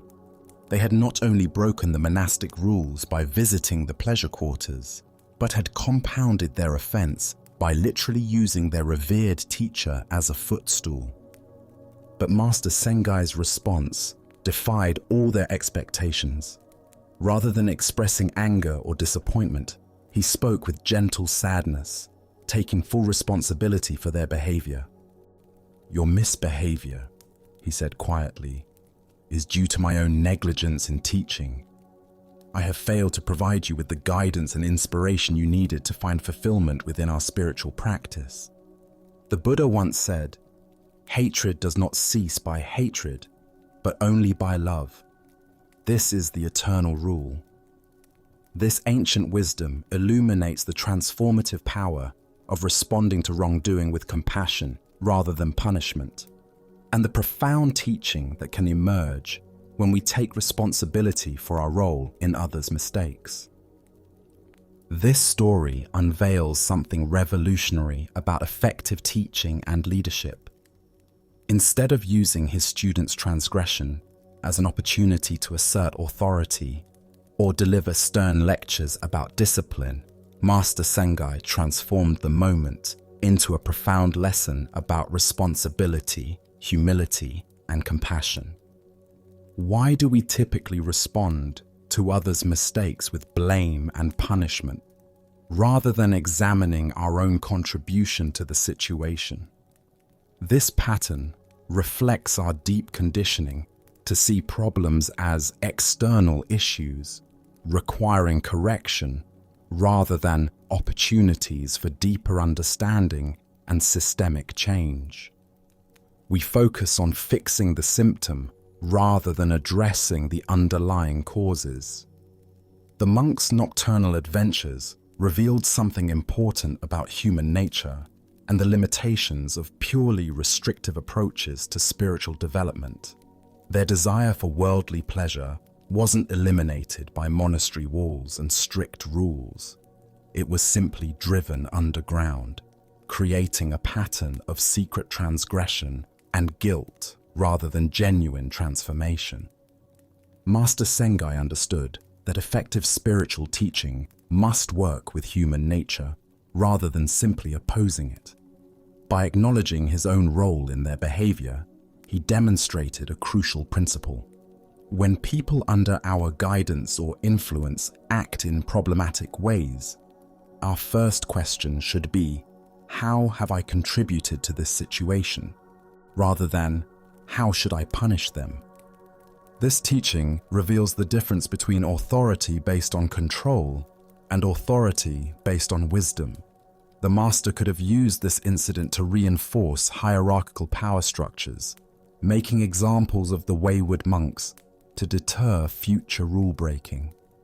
Instead, he chose to use his authority to model the very qualities, humility, responsibility, compassion, that he hoped to cultivate in his students. We can observe similar dynamics in many areas of life, where people in positions of responsibility interact with those under their guidance. The parent whose child acts out might consider whether their own stress or inattention contributed to the behavior. The manager whose employees underperform might examine whether unclear expectations or inadequate support played a role. The teacher whose students disengage might reflect on whether their methods are truly serving their learners' needs. Zen teachings illuminate another aspect of this story through the concept of interdependence. Master Sengai recognized that his students' behavior didn't occur in isolation. It emerged from the complex web of relationships, teachings, restrictions, and unmet needs that comprised their shared environment. By taking responsibility for his part in this web, he opened the possibility for genuine transformation. This ancient wisdom also points us toward understanding the power of unexpected responses to disrupt established patterns. The monks returned expecting to sneak back undetected, but instead encountered their teacher's head as a footstool. This shocking reversal of expectations created an opening for genuine learning that conventional punishment could never have achieved. Additionally, our minds tend to assume that maintaining authority requires consistent enforcement of rules and boundaries. Master Sengai's response suggests a different model, that true authority sometimes expresses itself through vulnerability, confession of limitation, and willingness to share responsibility for problems rather than simply imposing solutions. The story also reveals the profound teaching potential that exists within moments of apparent failure or transgression. What initially appeared to be a disciplinary crisis became an opportunity for demonstrating the very compassion and wisdom the monastery existed to cultivate. The monks learned more about authentic spiritual authority from this single incident than they might have from years of formal instruction. Beyond this, there emerges a teaching about the courage required for genuine leadership. It takes tremendous inner strength to respond to others' wrongdoing by examining our own contributions rather than simply asserting our righteousness. Master Sengai's willingness to use his own head as a footstool, both literally and metaphorically, demonstrated the kind of selfless service that transforms communities. Tonight, as you consider situations where people in your life have acted in ways that frustrated or disappointed you, can you identify how you might have contributed to these patterns? What would it mean to take responsibility for your part in creating the conditions that led to their behavior while still maintaining appropriate boundaries and expectations?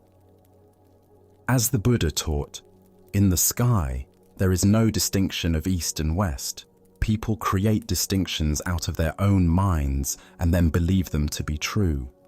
When we dissolve the artificial separation between teacher and student, leader and follower, guide and guided, we discover that true transformation occurs through shared responsibility and mutual compassion rather than hierarchical control. Now, let us explore a Zen story about the irreplaceable nature of direct spiritual transmission. This is the tale of Bankei and the messenger. In the bustling capital city, where merchants haggled in crowded marketplaces and scholars debated in tea houses, the renowned Zen master Bankei had completed another period of teaching at one of the great temples. Known throughout the region for his profound insight and ability to point students directly toward their Buddha nature, Bankei maintained a simple practice of traveling between temples, offering instruction wherever sincere students gathered. As the master prepared to depart for his next destination, carefully folding his few possessions into a traveling bundle, a well-dressed gentleman approached him with urgent politeness. The man's fine silk robes and careful manner suggested someone accustomed to moving in aristocratic circles, likely a retainer or aide to one of the noble families that supported the temple. "Venerable master," the gentleman said, bowing deeply, "I come with a request from the Baron, a man of great learning and sincere interest in your teachings. He has heard of your wisdom and wishes desperately to meet with you personally, but urgent matters have detained him today. Would you consider postponing your departure by one day so that he might have the honor of studying with you tomorrow?" Bankei, despite his eagerness to reach the next temple where students awaited him, recognized the genuine need in the request. The path of a teacher required flexibility and compassion, even when inconvenient. "Of course," he replied simply, "I shall remain one more day." The master unpacked his bundle and settled back into the temple quarters, spending the evening in quiet meditation and preparation for what he anticipated would be a meaningful encounter with a sincere seeker. He had met many nobles over the years who approached Zen with genuine humility despite their worldly status, and he looked forward to offering whatever guidance might be helpful. The next morning arrived with clear skies and the sound of temple bells calling the community to meditation. Bankei waited in his designated meeting room as the appointed time approached. But instead of the Baron himself, the same well-dressed gentleman appeared again, this time with obvious embarrassment written across his features. "Master," the man began, his voice heavy with apology, "I bring regrettable news. The Baron was called away on urgent business that could not be delayed, matters of state that demanded his immediate attention. However, he has not forgotten his desire for your teaching. He has asked me to serve as his representative, to receive your instruction on his behalf, and carry your wisdom back to him faithfully." The gentleman paused, clearly hoping this arrangement would prove acceptable. The Baron's specific question concerns the nature of mind itself. He wishes to understand, what is the true nature of consciousness, and how can one realize it directly? If you would share your teaching on this matter, I promise to convey every word exactly as you speak it. Bankei listened to this request with gentle attention, his expression remaining calm and compassionate. When the gentleman finished speaking, the master sat quietly for a moment, as if considering not just the question, but the entire situation, the absent seeker, the well-intentioned messenger, and the profound impossibility of what was being asked. Finally, Bankei spoke with characteristic simplicity and directness. "This matter of Zen is difficult to convey even through direct question and answer, between teacher and student meeting face to face. It becomes all the more difficult, indeed impossible, to transmit through a messenger, no matter how sincere or capable that messenger might be."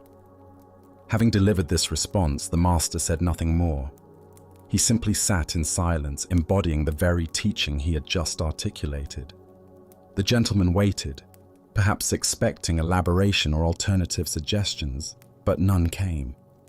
Eventually, finding himself speechless and somewhat confused, the gentleman bowed politely and withdrew from the temple.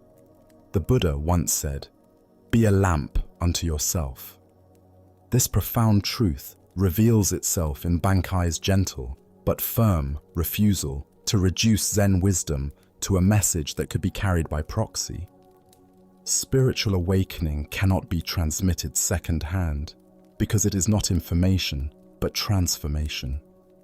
Why do we often approach spiritual learning as if it were academic knowledge that can be collected and conveyed through intermediaries? Zen Buddhism teaches that awakening is not a concept to be understood, but a reality to be directly experienced. Like the taste of water to someone who is thirsty, it cannot be adequately described. It must be experienced firsthand. The Baron's question about the nature of consciousness reveals our typical approach to spiritual inquiry. We want to understand awareness intellectually, to grasp it conceptually, to possess it as knowledge. But consciousness cannot be made into an object of study because it is the very subject doing the studying. It's like trying to see your own eyes without a mirror. The seeing itself is what you are trying to see. Consider how often throughout your day you might approach spiritual wisdom as information to be collected, rather than truth to be embodied. We read books about meditation instead of meditating. We study descriptions of enlightenment instead of investigating our present experience. We seek answers about the nature of mind instead of directly examining what we call mind right now. Zen Master Dogen taught To study the Buddha way is to study the self. To study the self is to forget the self. This paradox points to the heart of why spiritual transmission requires direct engagement. The self that wants to understand Buddhism intellectually is the very construction that must be seen through. This seeing through happens not through accumulating knowledge, but through intimate investigation of immediate experience. The messenger in the story represents our own tendency to approach awakening indirectly. We want to understand consciousness from a safe distance, maintaining the illusion that we are separate observers studying an object called awareness. But awareness is what we are, not what we have. It cannot be possessed, understood, or transmitted because we are expressions of it. Bankei's silence after his brief explanation was itself a teaching. In Zen, silence often conveys what words cannot. The gaps between thoughts, the space between breaths, the awareness in which all experiences arise. These cannot be captured in language, but can be directly recognized when we stop trying to grasp them conceptually. This doesn't mean spiritual teaching is impossible or that teachers serve no purpose. Rather, it means that authentic teaching points students toward their own direct experience, rather than providing second-hand descriptions of someone else's realization. The teacher's role is not to deliver enlightenment, but to create conditions where students might recognize what they already are. Tonight, as you experience the simple fact of being conscious, aware of these words, aware of your body, aware of the space in which thoughts and sensations appear, can you investigate this awareness directly rather than through concepts? Can you be present to your experience rather than trying to understand it through someone else's descriptions? As the Buddha taught, work out your own salvation with diligence. The path to freedom cannot be walked by proxy. It requires your own feet, your own breath, your own willingness to look directly at what you have always been but perhaps never clearly seen.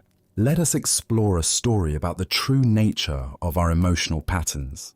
This is temper. In a peaceful monastery where cherry blossoms drifted like snow across stone pathways, a troubled man approached the renowned Zen master Bankei. The visitor's face bore the weight of years of struggle, his shoulders tense with the burden he carried within. "Master," the man said, bowing deeply, "I have come seeking your wisdom because I suffer from a terrible affliction.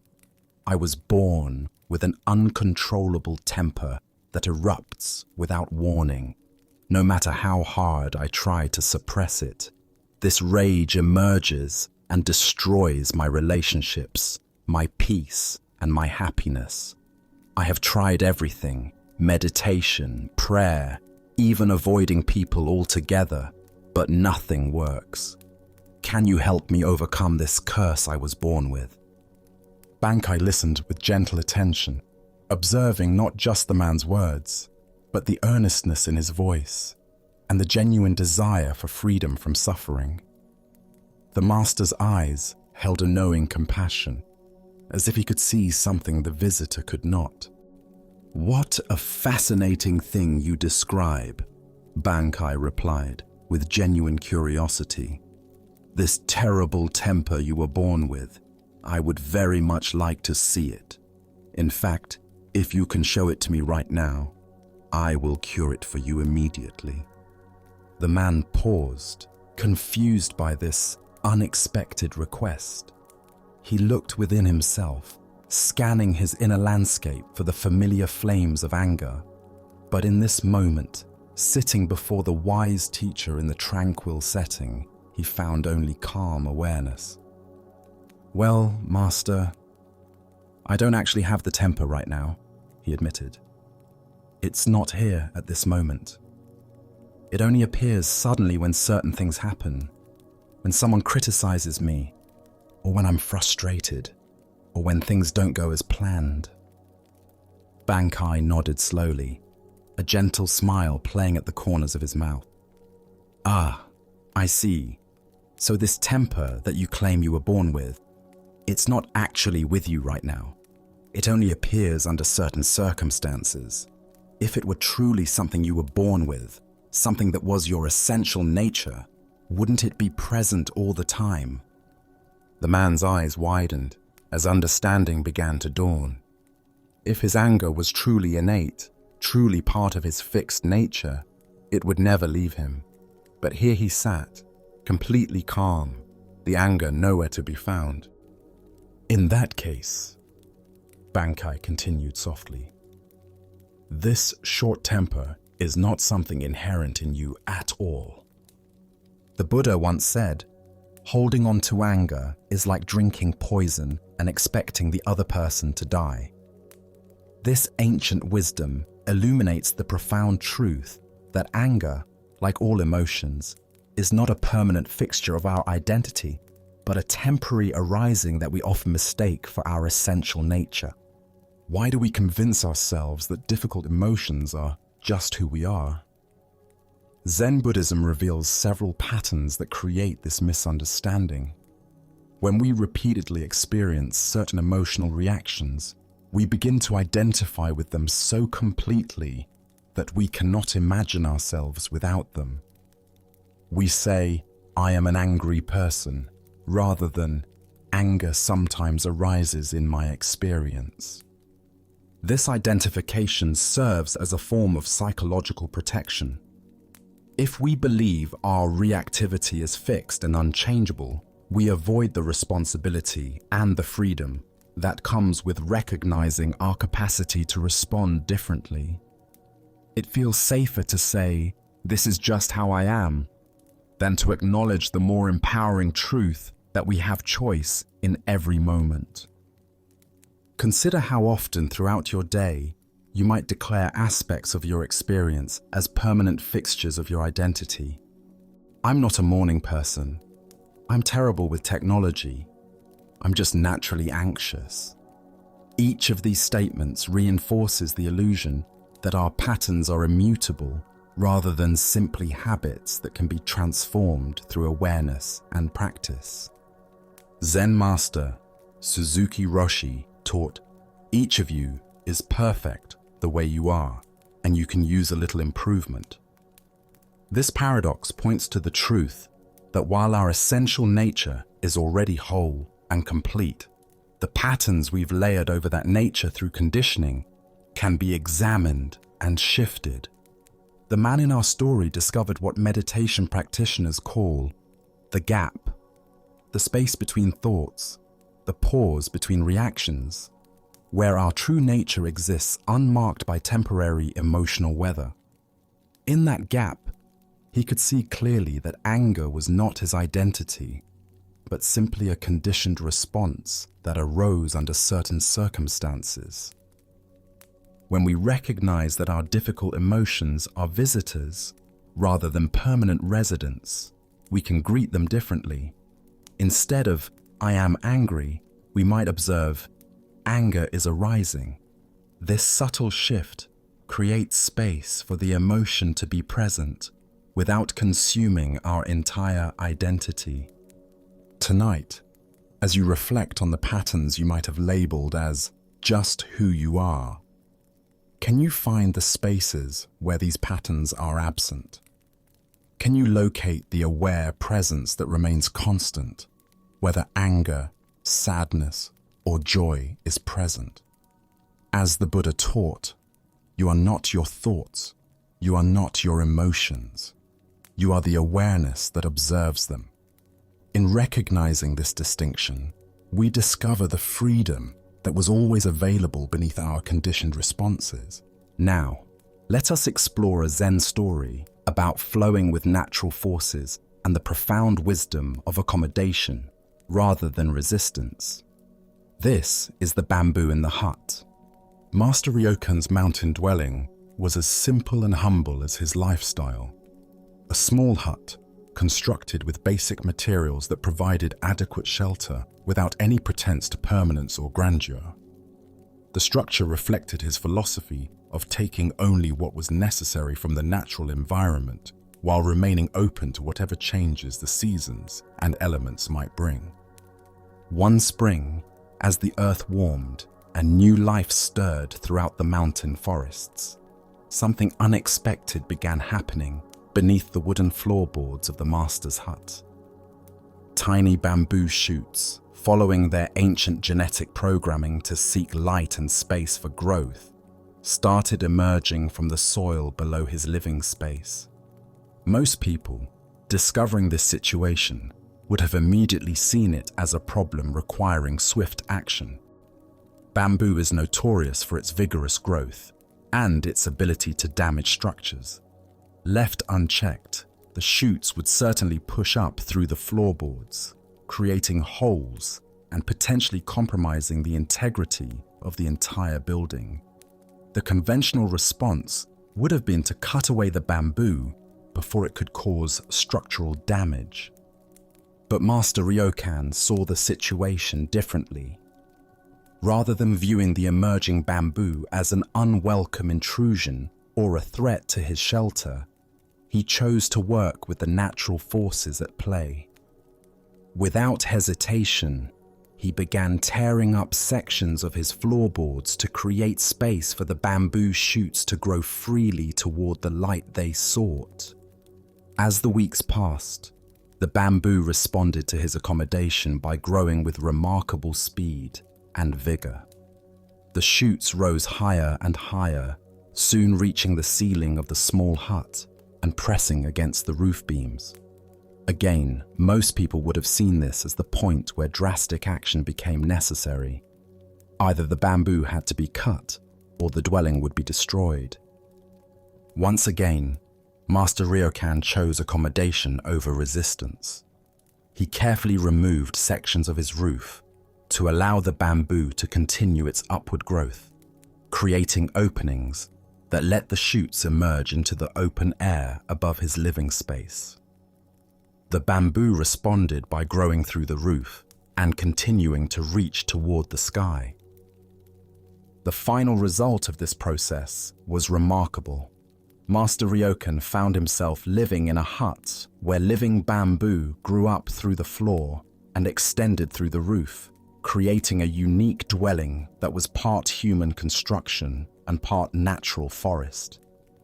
Rather than seeing this as a compromised or damaged living situation, he embraced it as an enhancement that brought him into even more intimate contact with natural processes. Untroubled by what others might consider a highly irregular living arrangement, Master Ryokan simply continued his daily practices of meditation, study, and contemplation.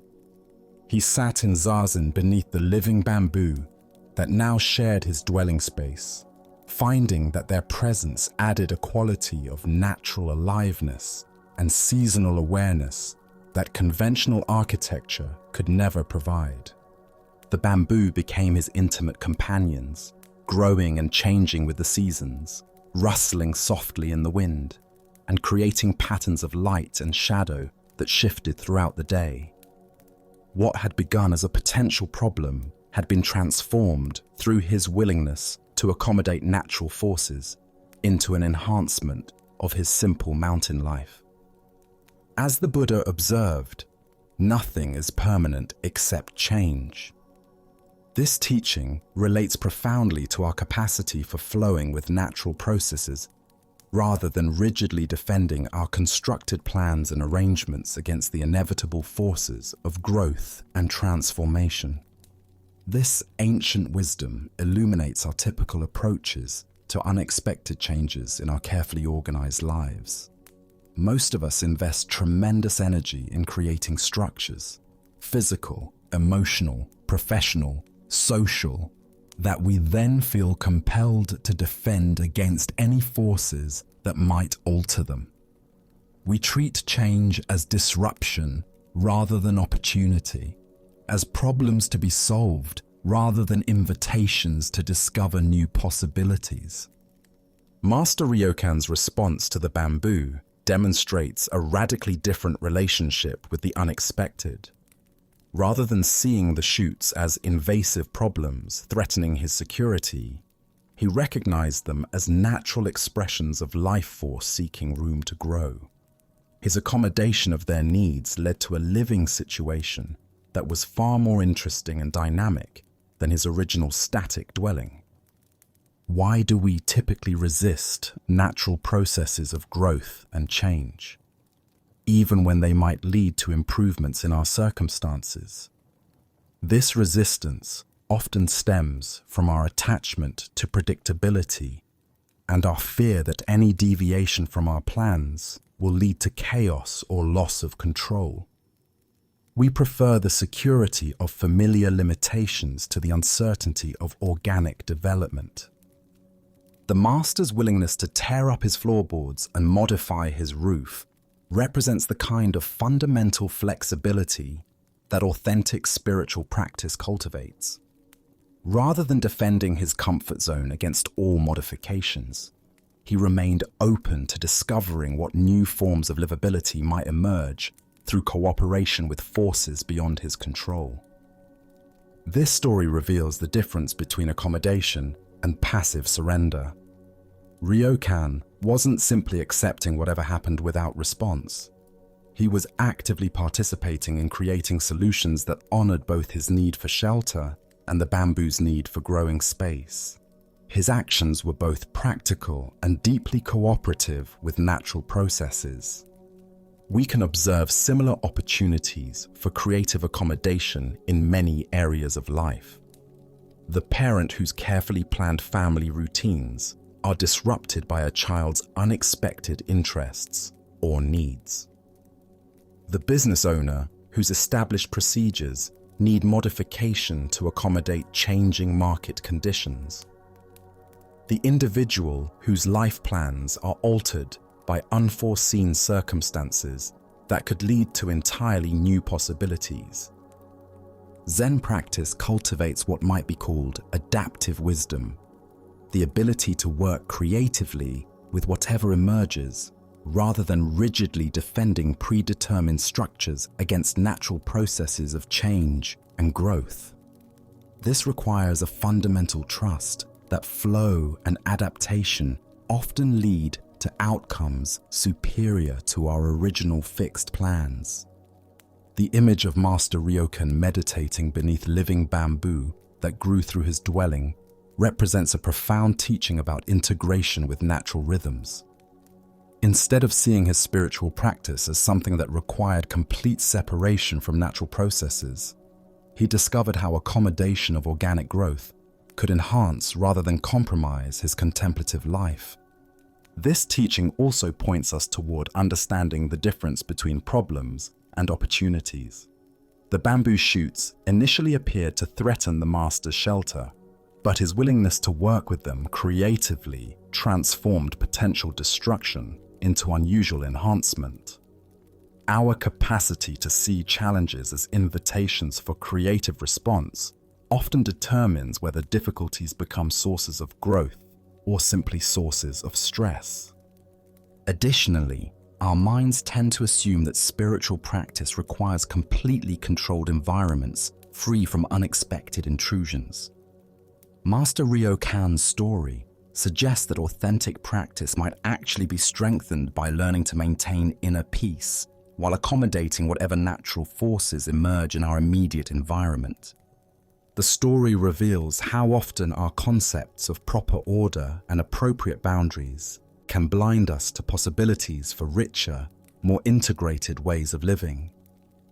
The master's hut, with bamboo growing through it, challenged conventional ideas about indoor and outdoor spaces, but created a unique form of dwelling that honored both human needs and natural processes. Beyond this, there emerges a teaching about the creativity that can emerge when we stop fighting against what wants to happen and instead ask how we might work with emerging forces to create something neither we nor they could have achieved independently. Tonight, as you consider areas of your life where unexpected changes or growth are challenging your established routines and structures? Can you identify opportunities for creative accommodation rather than rigid resistance? What would it mean to tear up a few floorboards to make room for natural processes that might enhance rather than threaten your overall well-being? Buddha's wisdom reminds us, the wise find pleasure in water, virtue in mountains, and wisdom in forests. By learning to live in harmony with natural forces, rather than constant opposition to them, we discover forms of security and satisfaction that rigid control can never provide. The deep peace that comes from flowing with life, rather than constantly struggling against it. Let us continue on our journey with a cautionary tale about the perils of spiritual superiority. This is the story of the clever monkey. In ancient China, the Prince of Wu decided to take a pleasure boat to the famous Monkey Mountain, a place known for its abundant wildlife and scenic beauty. The prince, surrounded by his attendants and guards, approached the mountain with the casual confidence of royalty, expecting the natural world to accommodate his presence just as his human subjects did. As soon as the monkeys dwelling in the forest caught sight of the royal party, they fled in terror. The sound of chattering filled the air as dozens of monkeys scrambled up into the highest branches of the trees, their natural instinct warning them to hide from these human intruders. The forest, which moments before had been alive with playful monkey calls, fell silent except for the rustling of leaves as the creatures sought safety in the treetops. However, one monkey remained completely unconcerned by the royal presence. This particular monkey seemed utterly fearless, continuing his acrobatic display with remarkable skill and apparent indifference to the danger below. He swung gracefully from branch to branch, performing elaborate leaps and displaying his dexterity as if putting on a show. His movements were fluid and confident, each gesture demonstrating his superior agility and intelligence compared to his cowering companions. The Prince of Wu watched this extraordinary display with growing annoyance. Here was a mere animal that dared to show no respect for royal authority, that seemed to mock the very presence of the prince through its casual dismissal of the obvious threat. The monkey's confidence appeared to be a direct challenge to the prince's power. Deciding to teach this insolent creature a lesson, the prince drew his bow and shot an arrow directly at the monkey. But to the amazement of all present, the monkey dexterously caught the arrow in mid-flight, plucking it from the air as easily as one might catch a falling leaf. The monkey examined the arrow briefly, then tossed it aside with casual dismissal, as if such feats were nothing more than child's play. The prince's face darkened with rage at this humiliation. His skill as an archer had been made to look foolish by a mere animal. "Attack!" he ordered his attendants. "Bring down this arrogant beast." A volley of arrows filled the air. The monkey, suddenly overwhelmed by the coordinated assault, could not deflect them all. In an instant, he was struck by multiple arrows and fell dead to the forest floor, his extraordinary abilities proving useless against such overwhelming force. The prince turned to his wise companion, Yen Puyi, who had watched this scene unfold with growing understanding. "You see what happened," the prince said. "This animal advertised his cleverness. He trusted in his own skill. He thought no one could touch him. Remember that. Do not rely on distinction and talent when you deal with men." Yen Puyi absorbed this lesson deeply. When they returned to the kingdom, he reflected on how his own accomplishments and reputation might be creating the same dangerous pride that had destroyed the monkey. he quietly became the disciple of a humble sage, seeking to rid himself of everything that made him appear outstanding or special. He renounced the pleasures that had once defined his status and learned to hide every distinction that might set him apart from others. Through patient practice, Zen Buddhism cultivated such genuine humility that soon no one in the kingdom knew what to make of him. He had become so ordinary, so unassuming, that people began to sense something profound in his very ordinariness. Thus, they held him in awe, not for what he displayed, but for the mysterious depth they sensed beneath his simple presence. Buddha spoke of this when he said, "Those who know do not speak, those who speak do not know." This tale unveils the spiritual danger of making our wisdom or abilities into a source of identity and pride.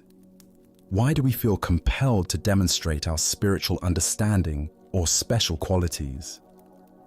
Zen Buddhism reveals how the ego co-opts even our most genuine insights, turning them into tools for maintaining separation and superiority.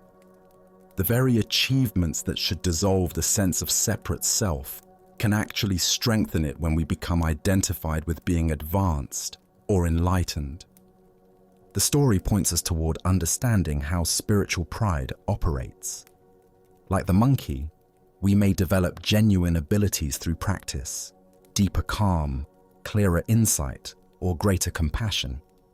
But when we begin to identify with these qualities, when we use them to distinguish ourselves from others, they become weapons that ultimately destroy us.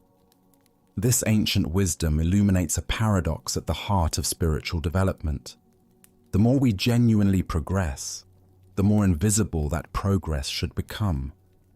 True wisdom naturally expresses itself as humility because it reveals the interconnected nature of all existence, dissolving any basis for feeling superior to others. Zen teacher Shunryu Suzuki spoke of "don't know mind" as the essence of beginner's mind. This is not ignorance, but the wisdom that recognizes how little our conceptual understanding actually penetrates the mystery of existence. The monkey's tragedy was believing his cleverness made him special rather than recognizing it as a temporary expression of universal intelligence. The Buddha taught, "Better than 1,000 hollow words is one word that brings peace." Zen Buddhism discovered that by hiding his distinctions, by becoming nothing special, he accessed a more profound kind of influence, one that touched others through presence rather than performance. Consider your own spiritual journey. Can you notice moments when insights or abilities become sources of subtle pride?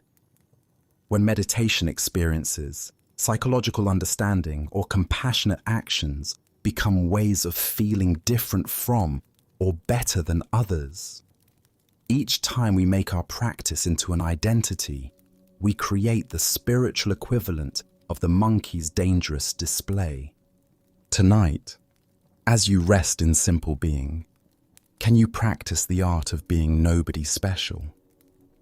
Can you find the freedom that comes not from demonstrating your wisdom, but from resting in the ordinary mystery of awareness itself?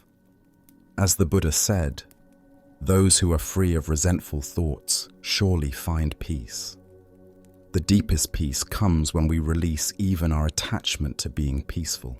Now, let us explore a story about the difference between submission and genuine understanding. This is the lesson of the proud priest and the gentle master. Master Bankei had gained quite a reputation throughout the region. Unlike other teachers who filled their talks with complex philosophical arguments and lengthy quotations from ancient texts, Bankei spoke directly from his heart to the hearts of his listeners. His words were simple but profound, accessible to farmers and scholars alike. People from all walks of life, merchants, servants, samurai, and monks gathered to hear him speak about the natural peace that exists within every person. The master's growing popularity began to trouble a priest from the Nichiren sect, whose own temple had grown noticeably emptier as his followers left to hear about Zen. This priest had built his identity around being learned, respected, and obeyed. He prided himself on his knowledge of scriptures and his ability to win theological debates. The idea that a simple Zen teacher could attract his devoted followers with plain speaking felt like a personal insult. Determined to expose what he assumed must be shallow teaching disguised as wisdom, the Nichiren priest stormed into one of Bankai's gatherings. He pushed through the crowd of seated listeners, his robes billowing dramatically, his face stern with righteous indignation. The peaceful atmosphere of quiet attention was suddenly charged with tension as people turned to see what was happening. "Hey, Zen teacher!" the priest called out loudly, his voice echoing through the hall. The deliberate rudeness of his address was unmistakable. He was treating the revered master like a common street performer. "Wait just a minute. I have something to say to you." Bankai looked up calmly from where he sat, showing no sign of irritation or defensiveness at the interruption. His eyes held the same gentle attention he gave to every person who approached him, whether they came with genuine questions or hostile challenges. "All these people here respect you and will obey whatever you say," the priest continued, his voice growing louder as he warmed to his challenge.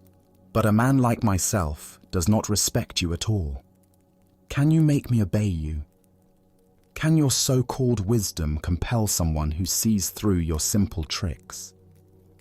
The crowd held its breath, expecting either an angry response or a learned rebuttal that would put this arrogant challenger in his place. Instead, Bankai smiled with what appeared to be genuine warmth and curiosity.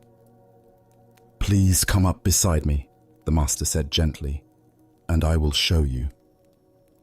The priest, feeling triumphant that he had provoked a response and confident in his ability to expose whatever manipulation was about to unfold, proudly pushed his way through the crowd to the front of the hall.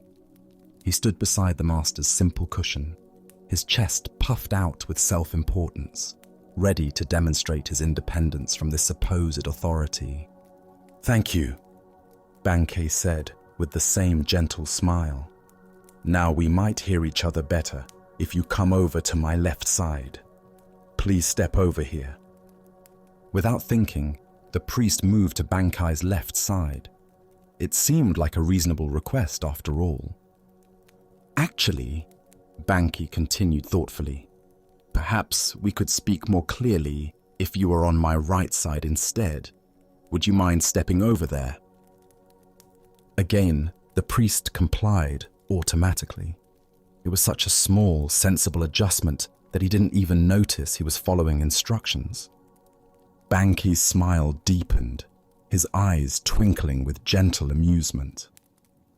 "You see," he observed quietly, "you are already obeying me. And I think you are actually a very gentle, cooperative person.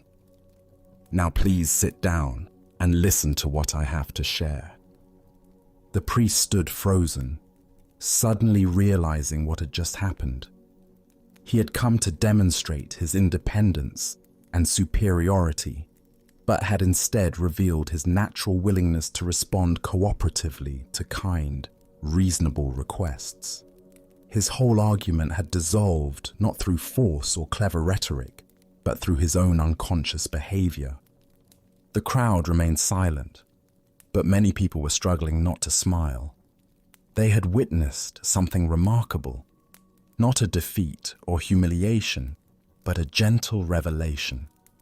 The master had shown that true influence comes not from demanding obedience, but from inviting natural cooperation. The priest felt his anger and arrogance melting away. replaced by something he hadn't expected: curiosity. How had this simple man accomplished what felt like magic? How had he transformed a hostile confrontation into a moment of mutual understanding without ever raising his voice or asserting his authority? Still somewhat dazed by the experience, the priest sat down.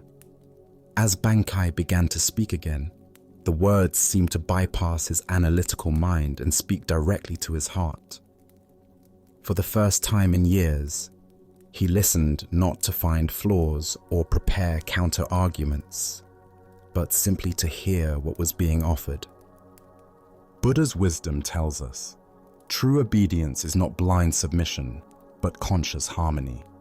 This ancient wisdom illuminates the difference between the compliance that comes from fear or social pressure and the natural cooperation that arises from genuine understanding. Why do we so often confuse authority with authoritarianism, influence with coercion? Zen Buddhism points to our conditioning around power. We assume that getting others to cooperate requires force, manipulation, or the assertion of superiority. But the deepest teaching here shows us that true leadership emerges from understanding human nature, not from overpowering it. The priest came expecting to encounter someone who would try to dominate him because that was the only model of authority he knew, when instead he met someone who simply invited his natural cooperativeness. His entire framework for understanding power and influence was gently challenged. Consider your own experiences with authority. The teachers, bosses, or leaders who most positively influenced your life. Did they command your respect through force, or did they earn it by appealing to your better nature? The difference is profound. Forced compliance creates resentment and resistance, while invited cooperation creates genuine change. In our daily relationships, we often fall into the same trap as the priest. We approach conflicts assuming we need to overpower others to get what we want. We prepare arguments, marshal our defenses, and ready ourselves for battle. But Bankai's approach suggests a different possibility. What if we assumed the best about others and invited their natural wisdom to emerge? Zen teacher Thich Nhat Hanh wrote, "When another person makes you suffer, it is because he suffers deeply within himself, and his suffering is spilling over." The priest's aggression came from his own insecurity and fear of being displaced. Bankai's genius lay in seeing past the hostile surface to the suffering underneath, then responding to the suffering rather than the aggression. This doesn't mean being passive or allowing ourselves to be mistreated. Bankai maintained clear boundaries and didn't submit to the priest's demands for a debate. Instead, he redirected the energy of the encounter towards something more constructive. He transformed a potential power struggle into a teaching moment. The Buddha taught, hatred is never appeased by hatred in this world. By non-hatred alone is hatred appeased. This is a law eternal. This principle applies not just to obvious hatred, but to all forms of resistance and conflict. When we meet resistance with resistance, we simply create more tension. When we meet resistance with understanding, we create space for transformation. Tonight, as you consider the relationships and situations in your life where you feel the need to assert your will or defend your position, can you remember the gentle master who never commanded obedience, yet received complete cooperation? Can you find ways to invite others' natural wisdom rather than trying to overpower their resistance? As the Buddha observed, in separateness lies the world's greatest misery. In compassion lies the world's true strength. True authority comes not from the power to make others obey, but from the wisdom to help them discover their own desire to cooperate in creating something beautiful together. Now, let us turn to a tale about the difference between wisdom and words that attempt to contain it. This is the story of the pointing finger. In a peaceful valley monastery where evening mist gathered among ancient pines, a beloved Zen teacher enjoyed his daily ritual of walking with his faithful dog. The animal's joy was infectious, bounding ahead to retrieve sticks and returning with tail wagging, eyes bright with simple happiness. On this particular evening, the teacher invited one of his most promising students to join them. The young man was brilliant, his mind sharp as a blade, and equally capable of cutting through complex philosophical concepts. Yet this very intelligence had become a source of suffering. The more he studied Buddhist texts, the more contradictions he discovered. His bright mind seemed to be creating obstacles rather than clearing them. As they walked along the familiar trail, the student voiced his frustration. "Master, I struggle with contradictions in our teachings. Some texts speak of emptiness, others of Buddha nature. Some emphasize effort, others effortless being. How can these opposing instructions both be true?" The teacher listened with patient attention. He understood that intellectual brilliance could become a trap when the mind tried to grasp truth like solving a mathematical equation. Truth required a different kind of knowing altogether. "You must understand," the teacher said gently, "that words are only guideposts. Never let words or symbols get in the way of truth. Here, I'll show you." The teacher called his dog, who came running with eager enthusiasm. The full moon hung low in the darkening sky, its silver light beginning to emerge as daylight faded. The teacher pointed directly at the luminous orb and spoke to his pet with the same tone he used for their usual games. "Fetch me the moon," he commanded, his finger extended clearly toward the celestial body. The dog's response was immediate and predictable. His gaze fixed intently on the teacher's outstretched finger, following its movement with focused attention he typically reserved for thrown sticks. The animal's entire being concentrated on the pointing digit, completely oblivious to the moon hanging magnificently above. The teacher turned to his confused student with a knowing smile. "Where is my dog looking?" The student observed the scene with growing awareness. "He's looking at your finger," he replied, beginning to sense the deeper lesson. "Exactly," the teacher confirmed.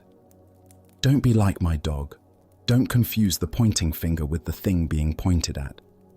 All our Buddhist words are only guideposts. Every person must fight their way through other people's words to find their own truth." The young student stood in silence, feeling something shift in his understanding. The moon shone overhead, its light touching everything equally, regardless of whether anyone pointed at it. The truth was like that moon, present and luminous, independent of any description or analysis. As the Buddha observed, "Do not believe in anything simply because you have heard it, but after observation and analysis, when you find that anything agrees with reason and is conducive to the good of one and all, then accept it and live up to it." This teaching addresses the exact confusion that plagued the bright student, mistaking concepts about truth for truth itself. Here we discover how intellectual understanding, while valuable, can become a barrier when we rely on it exclusively. The student's brilliant mind was capable of analyzing and comparing teachings, but analysis alone cannot deliver the direct experience that spiritual awakening requires. Like the dog fixated on the finger, he had become so focused on examining words and concepts that he missed the reality they attempted to indicate. Why do we become trapped in conceptual understanding? The thinking mind operates through division and comparison, understanding by breaking things into categories. But ultimate truth transcends these dualistic distinctions. It cannot be captured in concepts any more than the moon can be held in a photograph. This creates what Zen calls the great doubt, the frustrating recognition that our usual ways of knowing are inadequate for the most important questions. Different teachings use different words to point toward the same ineffable reality, like multiple fingers pointing at the same moon from various angles. Consider how this pattern manifests in spiritual seeking. We collect teachings like treasures, memorizing quotes from masters, analyzing meditation techniques, comparing different traditions. All of this can be valuable, but becomes problematic when we mistake accumulation of spiritual knowledge for spiritual development itself. Zen teacher D.T. Suzuki said, "The finger pointing at the moon is not the moon." This applies not only to spiritual teachings, but to all areas where we confuse the map for the territory. In relationships, we can become so focused on analyzing the relationship that we lose touch with the actual experience of loving. In nature, we can become so busy photographing that we miss the immediate wonder of simply being present. The moon represents what Zen calls our original nature, the awareness that exists prior to all concepts and categories. This awareness is always present, just as the moon exists whether or not anyone points at it. It doesn't need to be created or achieved, only recognized. This doesn't mean abandoning study or intellectual understanding. The teacher himself used words and concepts to convey his lesson. Rather, it means holding our conceptual knowledge lightly, using it as a tool rather than an end goal. Like a ladder that helps us reach a roof, spiritual teachings can be discarded once they've served their purpose. Tonight, as you encounter the inevitable complexity of modern life, can you distinguish between the pointing fingers and what they point toward? When you study spiritual teachings or seek guidance, can you remember that words are merely fingers pointing at the moon of your own innate wisdom? Buddha's wisdom teaches us, work out your salvation with diligence. The work involves not just understanding teachings intellectually, but moving through them to the reality they indicate. Our next story reveals the mysterious ways that true effort emerges when we release our preconceptions about purpose. This takes place in a mountain monastery in ancient China, where two devoted students named Puk and Muk serve their master with unwavering dedication. The morning sun streams through the monastery windows as the master calls his two students to him. In his weathered hands, he holds a simple wicker basket, its bamboo strips woven in traditional patterns, but clearly designed for carrying dry goods, not liquids. The master's eyes twinkle with what the students will later recognize as gentle mischief as he announces their task for the day. "I need water," the master says, extending the basket toward them. "Please go to the river and fetch some water with this wicker basket." Puk and Muk exchange puzzled glances, but bow respectfully. They have learned not to question their master's instructions, no matter how unusual they might seem. Together, they carry the basket down the winding path to the river, its waters rushing clear and cold from the mountain peaks above. Reaching the riverbank, they wade into the gentle current and dip the basket below the surface. As expected, the water immediately flows through the woven strips, leaving them empty-handed. Undeterred, they try again, this time attempting to move more quickly from river to shore. Still, every drop escapes before they can take even a few steps. For hours, they experiment with different techniques. They try covering the basket with their robes, moving in coordinated patterns, even attempting to carry it together. Each effort ends the same way, with empty hands and growing frustration, yet something keeps them trying.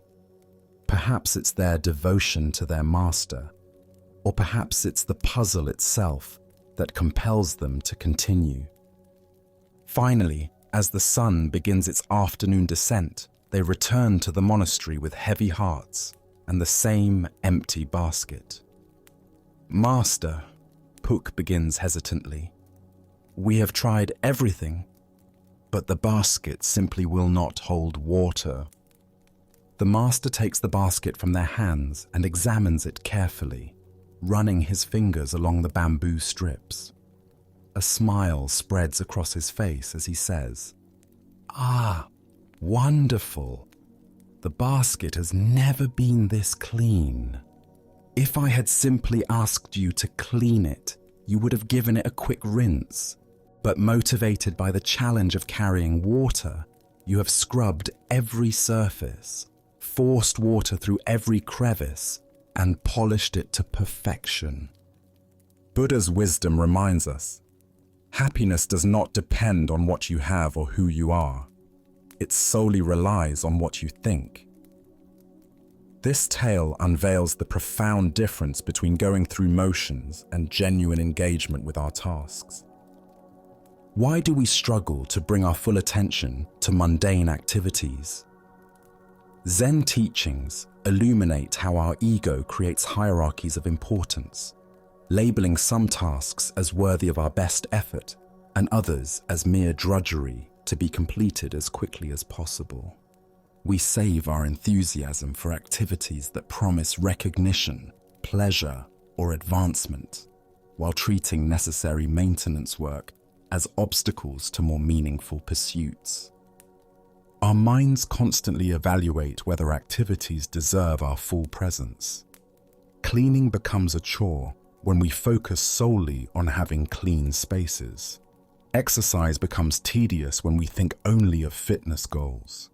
Cooking becomes rushed when we view it merely as fuel preparation.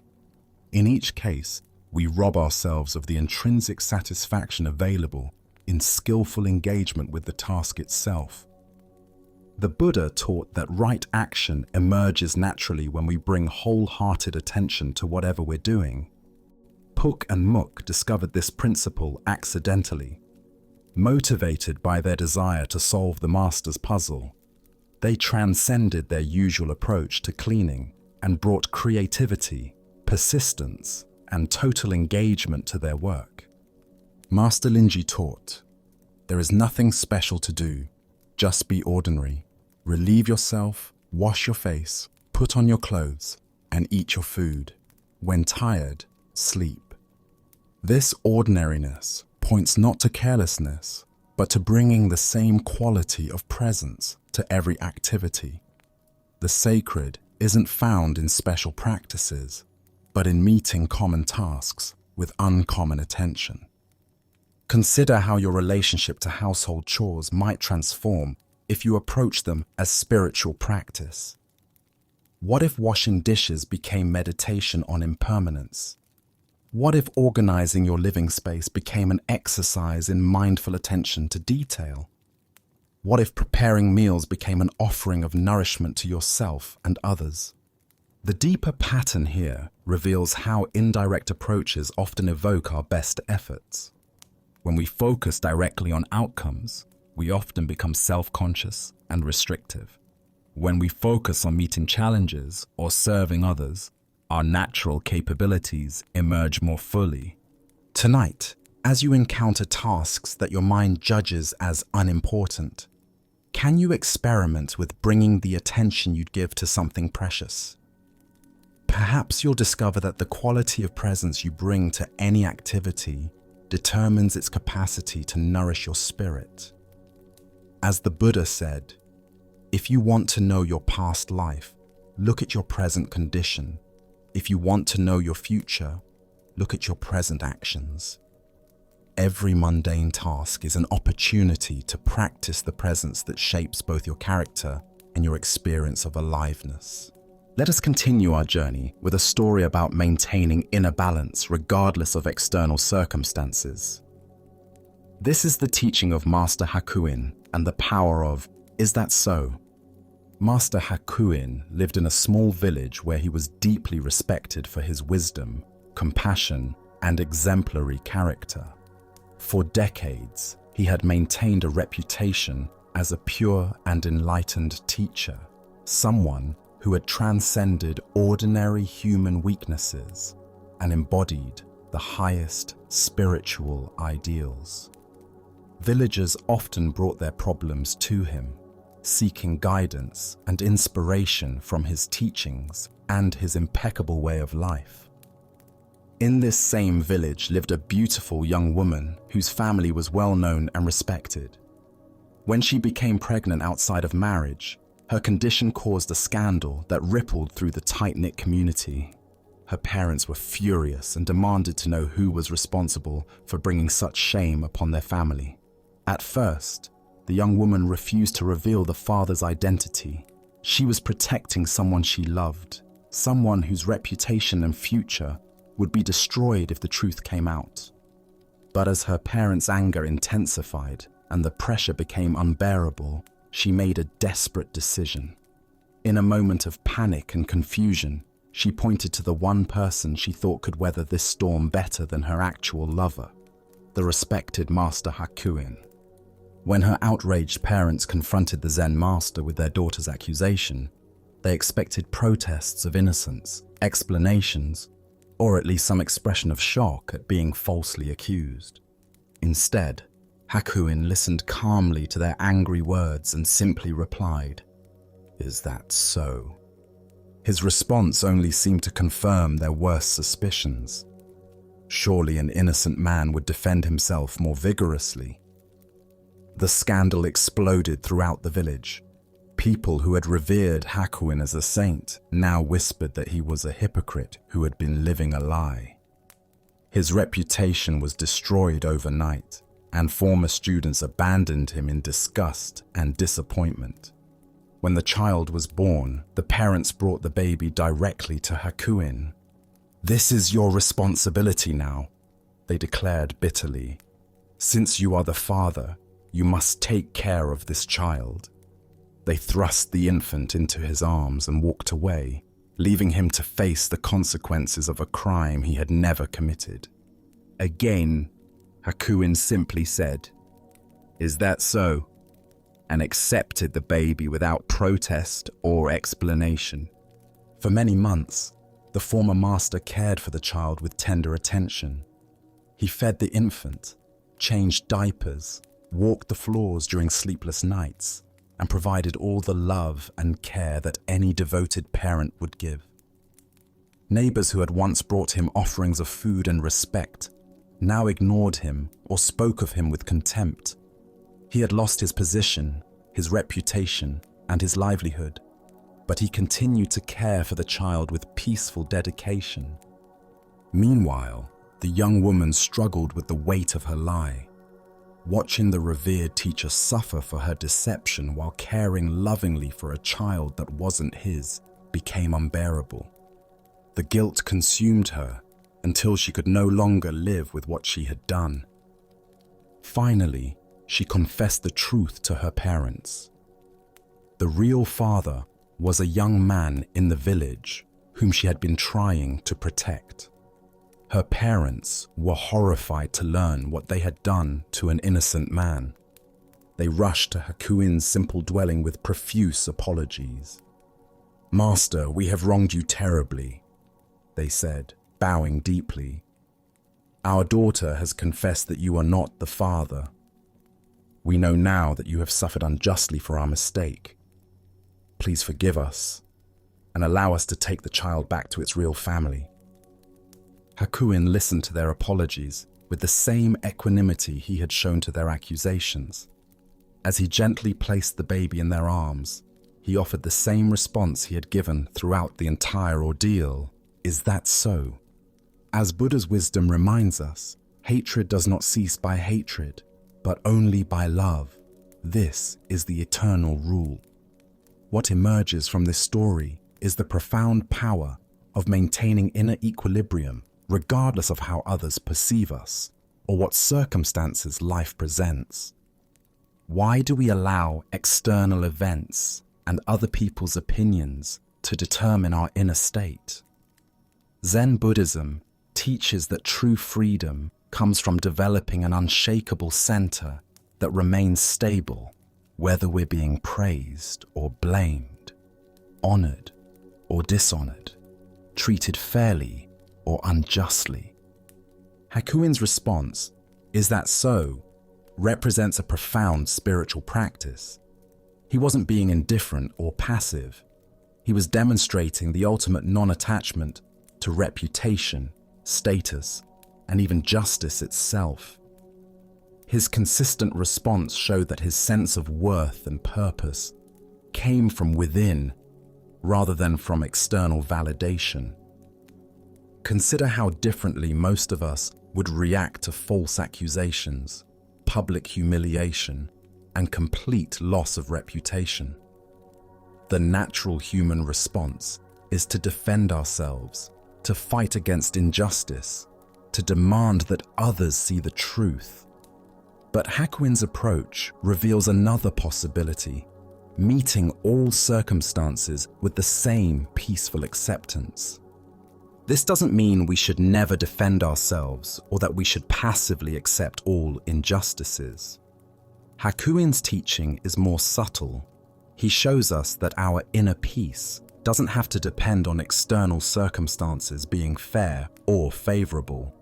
We can maintain our center regardless of how the world treats us. The Buddha taught, "You will not be punished for your anger, you will be punished by your anger." Hakuin's equanimity protected him from the additional suffering that would have come from resentment, self-pity, or desperate attempts to restore his reputation. While the situation was undoubtedly challenging, he didn't compound the difficulty with emotional resistance. Look deeply at your own reactions to criticism, misunderstanding, or unfair treatment. How much of your suffering comes from the actual events, and how much comes from your mental and emotional responses to those events? Hakuin's example suggests that we have far more control over the second source of suffering than the first. Tonight, as you encounter whatever judgments, misunderstandings, or unfair treatments life may bring, can you remember Master Hakuin's peaceful, "Is that so?" Can you find the space between what happens to you and how you respond, discovering that your inner peace need not be held hostage by external circumstances? Buddha's wisdom teaches us, peace comes from within. Do not seek it without.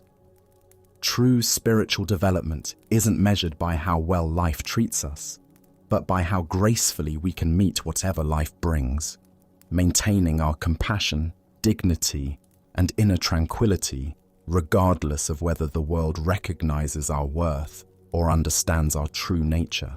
Our next story reveals a teaching about the fluid nature of identity and the wisdom that transcends conventional categories of pure and impure. This is the all-purpose bowl. Master Sengai's living quarters reflected his approach to life, simple, practical, and unencumbered by the elaborate protocols that many people believed necessary for proper spiritual living. Among his few possessions was a single mixing bowl that served multiple functions throughout his daily routine, demonstrating his commitment to simplicity and his freedom from conventional social expectations. Each morning after relieving himself, the master would fill this bowl with water and use it to wash his hands thoroughly, ensuring proper hygiene while maintaining his focus on present moment awareness. The bowl served this practical sanitary function with the same dignity it brought to all its uses.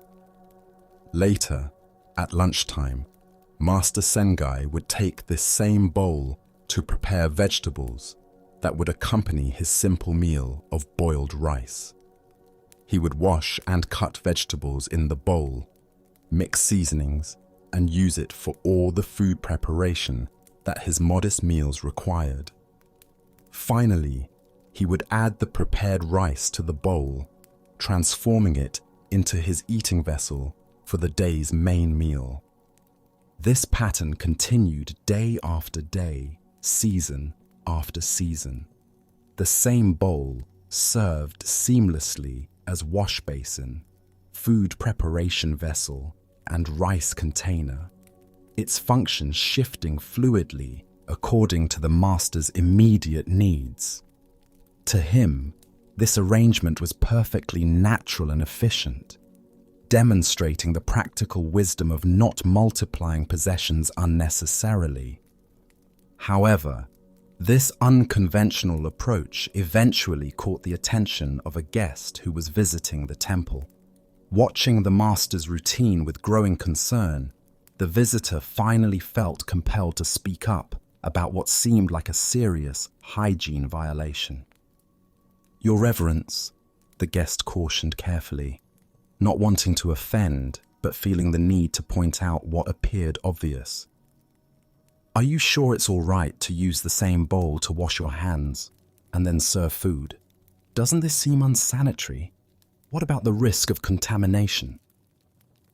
Master Sengai paused in his meal preparation and looked at his concerned visitor with eyes that held no defensiveness, no irritation at having his methods questioned.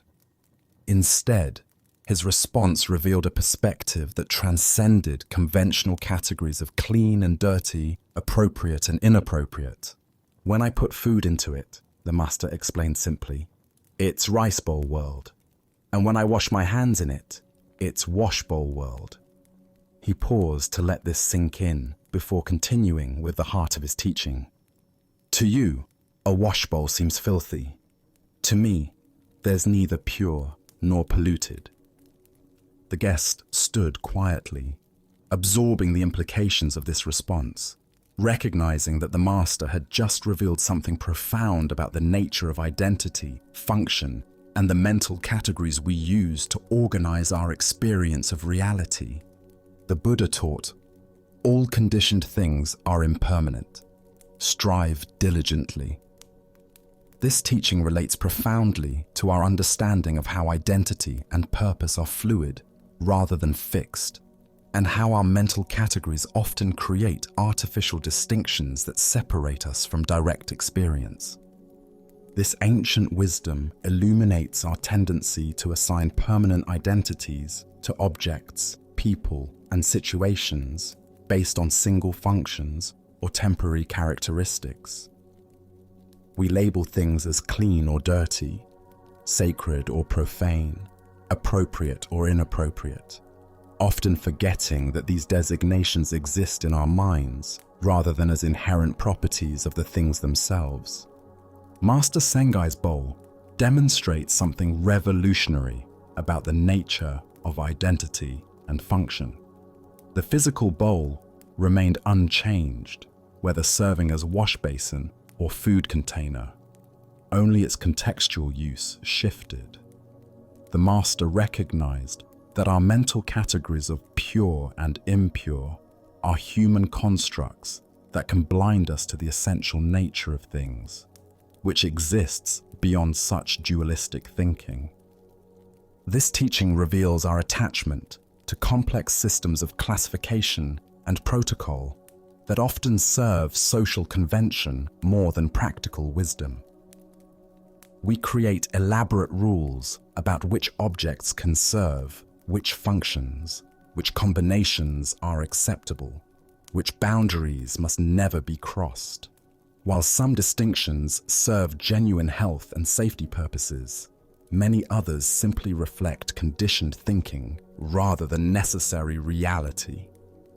Why do we find it so disturbing when someone violates our expected categories and boundaries?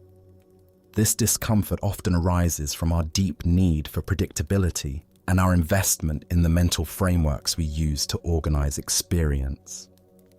When someone demonstrates that our categories are more flexible than we assumed, it can threaten our sense of how the world should work. The master's phrase, rice bowl world and wash bowl world, points toward understanding how context determines meaning rather than inherent properties determining function. The same water can be drinking water in one context and cleaning water in another. The same words can be poetry in one setting and prose in another. The same action can be sacred in one moment and ordinary in another. This story also reveals the difference between practical hygiene and psychological categorization. Master Sengai wasn't advocating careless sanitation. He washed both the bowl and his hands thoroughly.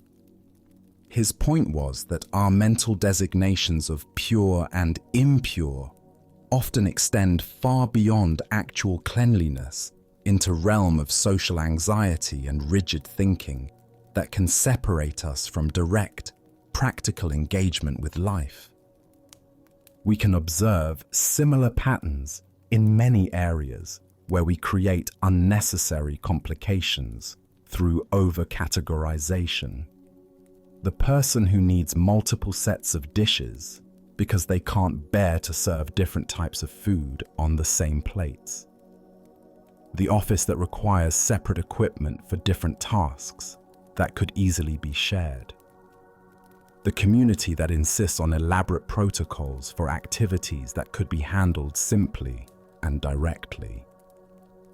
Zen practice cultivates what might be called functional flexibility, the ability to work with things according to their immediate utility rather than their assigned social categories. This doesn't mean ignoring genuine practical considerations, but rather questioning which distinctions serve real purposes and which ones simply reflect conditioned thinking. Additionally, our minds tend to assume that spiritual people should maintain higher standards of purity and separation than ordinary folks. Master Sengai's approach suggests that true spiritual understanding might actually move in the opposite direction, toward greater integration and less artificial separation between different aspects of life. The story points us toward understanding that purity and pollution are often mental constructs rather than absolute realities. When we can see beyond these constructed categories to the essential nature of things, including our own essential nature, we discover a freedom that doesn't depend on maintaining elaborate systems of separation and classification. We also find ourselves confronted by questions about what constitutes appropriate spiritual behavior. The Master's unconventional approach challenged his guests' assumptions about proper conduct, revealing how our expectations about spiritual living can sometimes create unnecessary complexity rather than supporting genuine simplicity and wisdom. Tonight, as you notice the various categories and distinctions you use to organize your experience, can you identify places where these mental constructs might be creating unnecessary separation or complication? What would it mean to hold your classifications more lightly, allowing function and context to determine appropriateness rather than rigid preconceptions? Buddha's wisdom reminds us, form is emptiness, emptiness is form.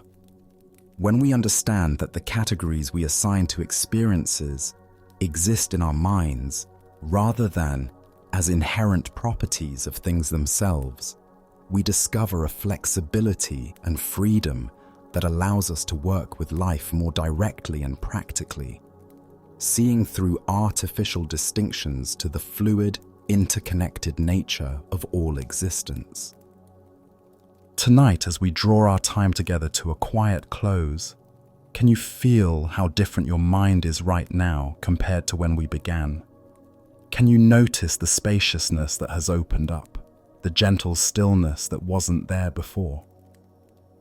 This isn't something you've achieved through effort.